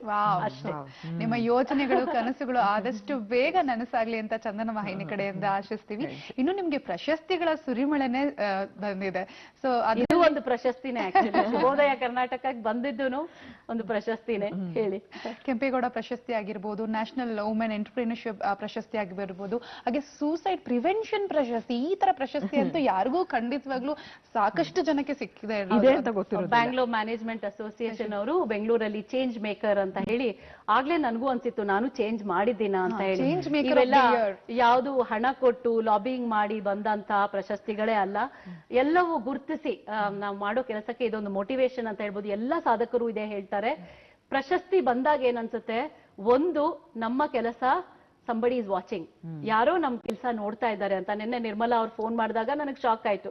ನಾಳೆನೇ ಬರ್ಬೇಕು, ನೀವು ಮಾರ್ಚ್ ಇದಕ್ಕೆ ಹೋಲ್ ಮಂತ್ ನಾವು ಡೆಡಿಕೇಟ್ ಮಾಡ್ತಾ ಇದೀವಿ ವಿಮೆನ್ಗೆ, ನಿಮ್ಮ ಕೆಲಸನ ನಾನು ಫೇಸ್ಬುಕ್ ಅಲ್ಲಿ ತುಂಬಾ ನೋಡ್ತಾ ಇದ್ದೀನಿ, ನೀವೇ ಬರ್ಬೇಕು ಅಂತ ಹೇಳಿದಾಗ ಅದು ಒಂದು ನನಗೆ ಬಹಳ ಸಂತೋಷ ಆಯ್ತು. ಅಂದ್ರೆ ನಮ್ಮ ಕೆಲಸ ವಾಚ್ ಮಾಡಿ ನಮ್ಗೆ ಕರೆದು ಒಂದು ಸನ್ಮಾನ ಅಥವಾ ಪ್ರಶಸ್ತಿ ಕೊಟ್ಟಾಗ, ಒಂದು ಐಡೆಂಟಿಟಿ ಆನರ್ ಕೊಟ್ಟಾಗ ಅದು ತುಂಬಾ ಏನ್ ಅನ್ಸುತ್ತೆ ಈ ಕೆಲಸದಲ್ಲಿ ರಂಜನಿ, ಸುಮಾರು ಸಲ ಅನ್ಸುತ್ತೆ ಸಾಕಪ್ಪ ಏನು ಅಂತ. ಮನೆಯವರು ಹೇಳಕ್ ಶುರು ಮಾಡ್ತಾರೆ, ಇನಫ್ ಯು ಹ್ಯಾವ್ ಡನ್, ಪ್ರತಿದಿನ ಇದು ಕೇಳಕ್ ಬರುತ್ತೆ. ಇನಫ್ ಸಾಕು, ತುಂಬಾ ಓಡಾಟ, ತುಂಬಾ ಕಷ್ಟ. ಈ ಕೆಲಸ ಸೋಷಿಯಲ್ ಸೆಕ್ಟರ್ ಅಲ್ಲಿ ಯಾರೇ ಮಾಡ್ತಾ ಇದ್ರು ಸುಲಭ ಅಲ್ಲ. ನಿಮ್ಗೆ ಎ ಸಿ ರೂಮ್ ಅಲ್ಲಿ ಕುತ್ಕೊಂಡು ಆರಾಮಾಗಿ ಎಲ್ಲೋ ಫಂಡ್ಸ್ ಬರ್ತಾ ಇದೆ, ಆ ಫಂಡ್ಸ್ ನ ಖರ್ಚು ಮಾಡೋಕ್ಕೋಸ್ಕರ ನೀವೇನೋ ಒಂದು ಕೆಲಸ ಮಾಡ್ಬೇಕು ಅಂತ ಅಲ್ಲ, ನಾವು ಮಾಡೋ ಕೆಲ್ಸಕ್ಕೆ ಫಂಡ್ಸ್ ಹುಡ್ಕೊಂಡು ಹೋಗುವಂತದ್ದಾಗತ್ತೆ. ಸೊ ಹಾಗಾಗಿ ಅಂತ ಟೈಮ್ ಅಲ್ಲಿ ಸಾಕಪ್ಪ ಅಂತ ಏನೋ ಒಂದ್ ಬೇಸರ ಆಗೋ ಟೈಮಿಗೆ ಒಂದು ಅವಾರ್ಡ್ ಬರುತ್ತೆ. So people will tell you, you can hang your boot, ಇಲ್ಲ ರಿಟೈರ್ಮೆಂಟ್ ತಗೊಳ್ಳೋ ಹಾಗಿಲ್ಲ, ಏನಿಲ್ಲ, ಕೆಲಸ ಮತ್ತೆ ಜಾಸ್ತಿ ಮಾಡಿ ಅಂತ. ಹಾಗೇನೆ ಸುಮಾರು ಬ್ಯಾಂಗ್ಳೂರ್ ಮ್ಯಾನೇಜ್ಮೆಂಟ್ ಅಸೋಸಿಯೇಷನ್ ಅವರು ಚೇಂಜ್ ಮೇಕರ್ ಅವಾರ್ಡ್ ಕೊಟ್ರು. ಮತ್ತೆ ಕೆಂಪೇಗೌಡ ಪ್ರಶಸ್ತಿ ಬಿಬಿಎಂಪಿ ಕರ್ನಾಟಕ ಸರ್ಕಾರದವರು ಕೊಟ್ರು. ನಮಗೆ ಯುವಜನ ಸೇವಾ ಇಲಾಖೆಯಿಂದ ನಮ್ಗೆ ಅನುದಾನ ಬರುತ್ತೆ, ಅದು ಒಂದು ಎನ್ಕರೇಜ್ಮೆಂಟ್. ಪ್ರತಿ ಸಲ ಡಿಪಾರ್ಟ್ಮೆಂಟ್ ಹೋದಾಗ ಎಷ್ಟು ಪ್ರೀತಿಯಿಂದ ಮಾತಾಡ್ತಾರೆ. ನಮಗೆ ಗೊತ್ತು ಮೇಡಮ್, ನೀವು ಮಾಡ್ತಾ ಇರೋ ಕೆಲಸ, you are not only reaching target, you are exceeding our expectations ಅಂತ ಹೇಳ್ತಾರೆ. ಅದೊಂದು ತುಂಬಾ ಖುಷಿ ಆಗುತ್ತೆ. ಸೊ ಹಾಗಾಗಿ ಅನುದಾನ ಬರುತ್ತೆ. ಮತ್ತೆ ವರ್ಲ್ಡ್ ವಿಮೆನ್ ಲೀಡರ್ಶಿಪ್ ಅವಾರ್ಡ್ ಅಂತ, ಅದು ಸಹ ಯಾರೋ ಫೋನ್ ಮಾಡಿ ನಮ್ಗೆ ಗೊತ್ತಾಯ್ತು ನೀವು ಈ ಕೆಲಸ ಮಾಡ್ತಾ ಇದ್ದೀರಾ ಅಂತ, ಬಾಂಬೆಗೆ ಬರ್ಬೇಕು ನೀವು, ಇಡೀ ಪ್ರಪಂಚದಲ್ಲಿ ಮಹಿಳಾ ಸಾಧಕಿಯರನ್ನು ಕರೆದು ಅವರು ಪ್ರತಿ ವರ್ಷ ಸನ್ಮಾನಿಸುವಾಗ ಎಲ್ಲೋ ಬೆಂಗಳೂರಲ್ಲಿ ಒಂದು ಸಣ್ಣ ಸಂಸ್ಥೆಯಲ್ಲಿ ನಾನು ಮಾಡ್ತಾ ಇದ್ದೆ ಅಂತ ಅನ್ಕೊಂಡ್ಬಿಟ್ಟಿರ್ತೀವಿ ನಾವು. ಅಲ್ಲಿ ಕರೆದು ನನಗೆ ಸನ್ಮಾನ ಮಾಡಿದಾಗ ಅಥವಾ ಅವಾರ್ಡ್ ಕೊಟ್ಟಾಗ, ಎಲ್ಲಕ್ಕಿಂತ ಹೆಚ್ಚಾಗಿ British South India Council of Commerce ಇಂದ ಒಂದು ಮೀಟ್ ನಡೆಯುತ್ತೆ ಬ್ರಿಟಿಷ್ ಲಂಡನ್ ನಲ್ಲಿ ಅಂದಾಗ, ಅಲ್ಲಿ ಬ್ರಿಟಿಷ್ ಪಾರ್ಲಿಮೆಂಟ್ ಅಲ್ಲಿ ಹೌಸ್ ಆಫ್ ಕಾಮನ್ಸ್ ಅಲ್ಲಿ ಅದು ಕಾರ್ಯಕ್ರಮ ನಡೀತು. ನನ್ಗೆ ಭಾರತೀಯ ಯುವ ಜನರ ತೊಳಲುಗಳು ಮತ್ತೆ ಏನು ಇವರದು ಪ್ರಾಬ್ಲಮ್ಸ್ ಇರುತ್ತೆ, ಎಸ್ಪೆಷಲಿ ಎಂಪ್ಲಾಯ್ಮೆಂಟ್ ಮಾರ್ಕೆಟ್ ಅಲ್ಲಿ. ಅಂದ್ರೆ ನೋಡಿ, ನಾನಿವಾಗ ಗ್ರಾಮೀಣ ಪ್ರದೇಶದ ಮಕ್ಕಳ ಬಗ್ಗೆನೇ ಮಾತಾಡ್ತಾ ಇದ್ದೆ. ಒಂದೊಂದು ಕಂಪನಿನಲ್ಲೂ 50 ರೌಂಡ್ ಇಂಟರ್ವ್ಯೂಗಳು, 20 ರೌಂಡ್ 30 ರೌಂಡ್ ಇಂಟರ್ವ್ಯೂ ಇದ್ರೆ ಅವ್ನ್ ಮಾತ್ರ ಸಕ್ಸಸ್ಫುಲ್, ಅವನಿಗೆ ಮಾತ್ರ ಸೆಲೆಕ್ಷನ್ ಮಾಡ್ತೀರಾ ಅಂದ್ರೆ, ಯಾವ್ದೋ ಒಂದು ಹುಡುಗ 29 ರೌಂಡ್ ಪಾಸ್ ಆಗಿರ್ತಾನೆ ಅಂದ್ರೆ ಅವನು ಅಪ್ರಯೋಜಕನ, ಅವ್ನಿಗೆ ಏನಾಗ್ಬೇಕು ಅವನ ಮನಸ್ಸಿನಾಗೆ. ಹಾಗಾಗಿ ನಾನು ಇದನ್ನ ಫೈಟ್ ಮಾಡ್ತೀನಿ ಕಾರ್ಪೊರೇಟ್ ಜೊತೆ. ನೀವು ಈ ಇಂಟರ್ವ್ಯೂ ಏನು ನೀವು ಘಟ್ಟಗಳು ಇಡ್ತೀನ ಅದನ್ನ ಸ್ವಲ್ಪ ಲೈಟ್ ಮಾಡಬೇಕು. ನೀವು ಅವ್ರನ್ನ ಹೈಯರ್ ಮಾಡಿದ್ಮೇಲೆ ಆನ್ ಜಾಬ್ ಟ್ರೈನಿಂಗ್ ಕೊಡ್ಬೇಕು, ಅಲ್ಲಿ ನಿಮ್ಮ ಸೋಷಿಯಲ್ ರೆಸ್ಪಾನ್ಸಿಬಿಲಿಟಿ ತೋರಿಸ್ಬೇಕು ಅಂತ. ಈ ವಿಷಯಗಳ ಬಗ್ಗೆ ಮತ್ತೆ ಆತ್ಮಹತ್ಯೆ ಪ್ರವೃತ್ತಿ ನಮ್ಮ ಯುವಕರಲ್ಲಿ ಏನಿದೆ ಅದನ್ನು ತಡೆಗಟ್ಟಕ್ಕೆ, ಯಾಕೆ ಭಾರತದ ಮಕ್ಕಳು ಇವತ್ತಿನ ದಿನ ಆತ್ಮಹತ್ಯೆ ಮಾಡ್ಕೋಬೇಕು ಅಂತ ಅನ್ನಿಸ್ತಾ ಇದೆ ಇವರಿಗೆ. ಬಹಳ ನೋವಾಗತ್ತೆ. 10,000ಕ್ಕಿಂತ ಹೆಚ್ಚು ವಿದ್ಯಾರ್ಥಿಗಳು ಆತ್ಮಹತ್ಯೆ ಮಾಡ್ಕೊಳ್ತಾರೆ ಅಂದ್ರೆ ಅದು ಫೇಲ್ಯೂರಿಗೆ ಹೆದರಿ, ಅದು ಒಂದು ಬಹಳ ಅಂತಂದಾಗ ಅಲ್ಲಿ ನಾನು ಮಾತಾಡಿದಾಗ ಬ್ರಿಟಿಷ್ ಪಾರ್ಲಿಮೆಂಟ್ ಅಲ್ಲಿ ಹೌಸ್ ಆಫ್ ಕಾಮನ್ಸ್ ಅಲ್ಲಿ ಅದೊಂದು ಆನರ್ ಮಾಡಿದ್ರು, ಸೋಷಿಯಲ್ ಎಕ್ಸಲೆನ್ಸ್ ಅಂತ ಹೇಳಿ. ಹೀಗಾಗಿ ಸುಮಾರು ಅವಾರ್ಡ್ಗಳು ಬರ್ತಾ ಪ್ರಶಸ್ತಿಗಳು ನಿಮ್ಮ ಜವಾಬ್ದಾರಿಯನ್ನ ಹೆಚ್ಚಿಸುತ್ತೆ. ಮಾತು ಹೇಳಿದ್ರಿ, ಯಾರೋ ನಮ್ಮನ್ನ ಗಮನಿಸ್ತಿದ್ದಾರೆ. ಹಾಗೆ ಇವಾಗ ನಮ್ಮ ಕಾರ್ಯಕ್ರಮವನ್ನ ಕೂಡ ಅನೇಕ ವೀಕ್ಷಕರು ಗಮನಿಸ್ತಿದ್ದಾರೆ. ಇವಾಗ ನಿಮ್ಮನ್ನ ಕರ್ಸ್ಕೊಂಡು ಕೂತ್ಕೊಂಡು ಇಲ್ಲಿ ಮಾತಾಡಿದೀವಿ, ಅವ್ರಿಗೂ ಅವ್ರದೇ ಆದಂತಹ ಅನಿಸಿಕೆ ಅಭಿಪ್ರಾಯಗಳಿರುತ್ತವೆ. ಹಾಗೆ ವೀಕ್ಷಕರೇ, ನಿಮ್ಮ ಅನಿಸಿಕೆ ಅಭಿಪ್ರಾಯಗಳನ್ನ ನೀವು ನಮ್ಗೆ ಬರೆದು ತಿಳಿಸಬಹುದು. ನೀವು ಬರೆದು ತಿಳಿಸಬೇಕಾಗಿರುವಂತಹ ವಿಳಾಸ ನೋಟ್ ಮಾಡ್ಕೊಳ್ಳಿ. ನಿರ್ದೇಶಕರು ಶುಭೋದಯ ಕರ್ನಾಟಕ ವಿಭಾಗ, ದೂರದರ್ಶನ ಕೇಂದ್ರ, ಜೆಸಿ ನಗರ, ಬೆಂಗಳೂರು 560006 ಅಥವಾ ಇಮೇಲ್ ಮುಖಾಂತರ ರವಾನಿಸ್ತೀವಿ ಅನ್ನೋದಾದ್ರೆ shubhodaya.karnataka@gmail.com ಈ ವಿಳಾಸಕ್ಕೆ ನೀವು ಬರೆದು ನಿಮ್ಮ ಅನಿಸಿಕೆ ಅಭಿಪ್ರಾಯಗಳನ್ನ ತಿಳಿಸಬಹುದು. ಹಾಗೆ ನಾವು ಸಾಮಾಜಿಕ ಜಾಲತಾಣಗಳಲ್ಲಿ ಕೂಡ ಲಭ್ಯ ಇದ್ದೀವಿ. ಫೇಸ್ಬುಕ್ ನಲ್ಲಿ ನೀವು ನಮ್ಮನ್ನ ಫಾಲೋ ಮಾಡೋದಾದ್ರೆ ಡಿಡಿ ಚಂದನ BNG ಈ ಒಂದು ಪದವನ್ನು ಇಟ್ಕೊಂಡು ನೀವು ಹುಡುಕಬಹುದು. ಟ್ವಿಟರ್, ಯೂಟ್ಯೂಬ್, ಇನ್ಸ್ಟಾಗ್ರಾಮ್ ನಲ್ಲಿ ಕೂಡ ನಮ್ಮ ಮಾಹಿತಿಗಳು ಮತ್ತು ಕಾರ್ಯಕ್ರಮ ಮುದ್ರಿತ ಪ್ರಸಾರಗಳೆಲ್ಲವೂ ನಿಮಗೆ ಸಿಗುತ್ತೆ. ಹಾಗೆ ಈ ಕಾರ್ಯಕ್ರಮದಲ್ಲಿ ನೀವು ಜಾಹೀರಾತನ್ನ ನೀಡಬೇಕು ಅಂದ್ರೂ ಕೂಡ ನಮ್ಮನ್ನ ಸಂಪರ್ಕಿಸಬಹುದು. ಇದೇ ಇಮೇಲ್ ವಿಳಾಸಕ್ಕೆ ನೀವು ಬರೆದು ತಿಳಿಸಬಹುದು. ಅಥವಾ ದೂರವಾಣಿ ಕರೆ ಮಾಡ್ತೀನಿ ಅನ್ನೋದಾದ್ರೆ 0800-233-33833 ಈ ದೂರವಾಣಿ ಸಂಖ್ಯೆಗೆ ಕರೆ ಮಾಡಿ ತಿಳಿಸಿ. ಅಥವಾ ಇಮೇಲ್ ರವಾನಿಸ್ತೀವಿ ಅನ್ನೋದಾದ್ರೆ dds@marketing@gmail.com ಈ ವಿಳಾಸಕ್ಕೆ ಬರೆದು ನೀವು ಜಾಹೀರಾತನ್ನ ಕೊಡೋದಕ್ಕೆ ಸಂಪರ್ಕಿಸಬಹುದು. ಕೆಲವು ಕ್ಷಣಗಳಲ್ಲಿ ನಾವು ಕಾರ್ಯಕ್ರಮವನ್ನು ಮುಗಿಸ್ತಾ ಇದೀವಿ. ಚುಟ್ಕಾಗಿ ಈ ಶುಭೋದಯ ಕರ್ನಾಟಕದ ಸಂಚಿಕೆಗೆ ಬಂದು ನಿಮ್ಗೇನ್ ಅನ್ನಿಸ್ತು? ನಮ್ಗಂತೂ ಬಹಳ ಖುಷಿ ಕೊಟ್ಟಿದೆ ನಿಮ್ ಜೊತೆ ಮಾತಾಡ್ತಾ. ನಿಮ್ಗೇನ್ ಅನ್ನಿಸ್ತು? ನಿಮ್ಮ ಅಭಿಪ್ರಾಯ? ಸಂತೋಷ ಅಂತ ಹೇಳೋದಕ್ಕಿಂತ ಐ ಆಮ್ ಫೀಲಿಂಗ್ ಆನರ್ಡ್. ಈ ವೇದಿಕೆಯಲ್ಲಿ ನಮ್ಮ ದೂರದರ್ಶನದ ಶುಭೋದಯ ಕಾರ್ಯಕ್ರಮದಲ್ಲಿ ಬಹಳಷ್ಟು ಗಣ್ಯರು ಬಂದಿದ್ದಾರೆ. ನಾವ್ ಯಾರನ್ನ ನೋಡಿ ಬೆಳೆದ್ವಿ, ಯಾರನ್ನ ನೋಡಿ ತಿಳ್ಕೊಂಡ್ವಿ, ಪ್ರತಿಯೊಬ್ಬರು ಇನ್ಸ್ಪೈರರ್ಸ್ ಬಂದಿದ್ದಾರೆ. ಅಲ್ಲಿ ಲಿಸ್ಟ್ ನೋಡ್ತಾ ಹೋಗ್ಬೇಕಾದ್ರೆ ಖುಷಿ ಆಗೋದು ಎಲ್ಲರಿಗೂ ಅನ್ಸುತ್ತೆ ಒಂದಿನ. ಇವಾಗ ಹೇಗನ್ಸಿದೆ ಅಂತಂದ್ರೆ ಬೆಂಗಳೂರಲ್ಲಿ ಕರ್ನಾಟಕದಲ್ಲಿ ನೀವೇನೋ ಕೆಲಸ ಮಾಡ್ತಾ ಇದ್ದೀರಾ ಅಂತ ಹೇಳಿದ್ರೆ ಒಂದು ಪ್ರೊಫೈಲ್ ಕ್ರಿಯೇಟ್ ಮಾಡಿದ್ರೆ ನೀವು ಶುಭೋದಯ ಕರ್ನಾಟಕಕ್ಕೆ ಹೋಗಿದ್ದೀರಾ ಅನ್ನೋ ಹಾಗೆ ಆಗಿದೆ. ಆದ ಕಾರಣ ಐ ಆಮ್ ರಿಯಲಿ ಆನರ್ಡ್ ಈ ಒಂದು ವೇದಿಕೆಯಲ್ಲಿ ನೀವು ನನಗೆ ಕರೆದು ನನ್ನ ಜೊತೆ ನನ್ನಲ್ಲಿ ಬಹಳಷ್ಟು ವೇದಿಕೆಗಳಲ್ಲಿ ಹೇಳ್ಕೊಳ್ಳೋದಂತಹ ವಿಷಯಗಳನ್ನ ನೀವು ಇಷ್ಟು ಫ್ರೆಂಡ್ಲಿ ಆಗಿ, ನಾನು I really admire your knowledge, ಎಲ್ಲ ವಿಷಯಗಳ ಬಗ್ಗೆ ಮಾತಾಡ್ತೀರಾ ನೀವು. ಐ ಥಿಂಕ್ ಅಲ್ವಾ, ಮುಂದೆ ಇಂಥವ್ರು ಕೂತಾಗ ನಮ್ಮಿಂದ ಪ್ರಶ್ನೆಗಳನ್ನ ಬಹಳ ಸಂತೋಷ ಆಯ್ತು. ತುಂಬಾ ಸಮಂಜಸವಾಗಿ ಸಂಕ್ಷಿಪ್ತವಾಗಿ ನಮ್ಮ ವೀಕ್ಷಕರಿಗೆ ಮಾಹಿತಿ ಸಿಗೋ ಹಾಗೆ ಉತ್ತರವನ್ನು ಕೊಟ್ಟಿರಿ. ಕಾರ್ಯಕ್ರಮಕ್ಕೆ ಬಂದಿದ್ದಕ್ಕಾಗಿ, ನಿಮ್ಮ ಸಮಯವನ್ನ ನಮಗೆ ಕೊಟ್ಟಿದ್ದಕ್ಕಾಗಿ ಚಂದನ ವಾಹಿನಿಯ ಪರವಾಗಿ, ನಮ್ಮ ಎಲ್ಲ ವೀಕ್ಷಕರ ಪರವಾಗಿ ಹೃತ್ಪೂರ್ವಕವಾಗಿ ಧನ್ಯವಾದಗಳನ್ನ ಅರ್ಪಿಸ್ತಾ ಇದ್ದೀವಿ. ಈ ವಾಹಿನಿಗೆ ಧನ್ಯವಾದಗಳು. ಧನ್ಯವಾದ ವೀಕ್ಷಕರೇ, ಇದಾಯ್ತು ಇಂದಿನ ಸಂಚಿಕೆ. ಮತ್ತೊಬ್ಬ ಸಾಧಕರೊಂದಿಗೆ, ಮಹಿಳಾ ಸಾಧಕಿಯೊಂದಿಗೆ ಮುಂದಿನ ಸಂಚಿಕೆಯಲ್ಲಿ ಭೇಟಿ ಮಾಡೋಣ ಅಂತ ಹೇಳೋಣ. ಅನುಷಾ, ಆತ್ಮೀಯ ವೀಕ್ಷಕರೇ, ಮತ್ತೆ ಸಿಗ್ತೀವಿ ಮುಂದಿನ ಸಂಚಿಕೆಯಲ್ಲಿ. ನಮಸ್ಕಾರ.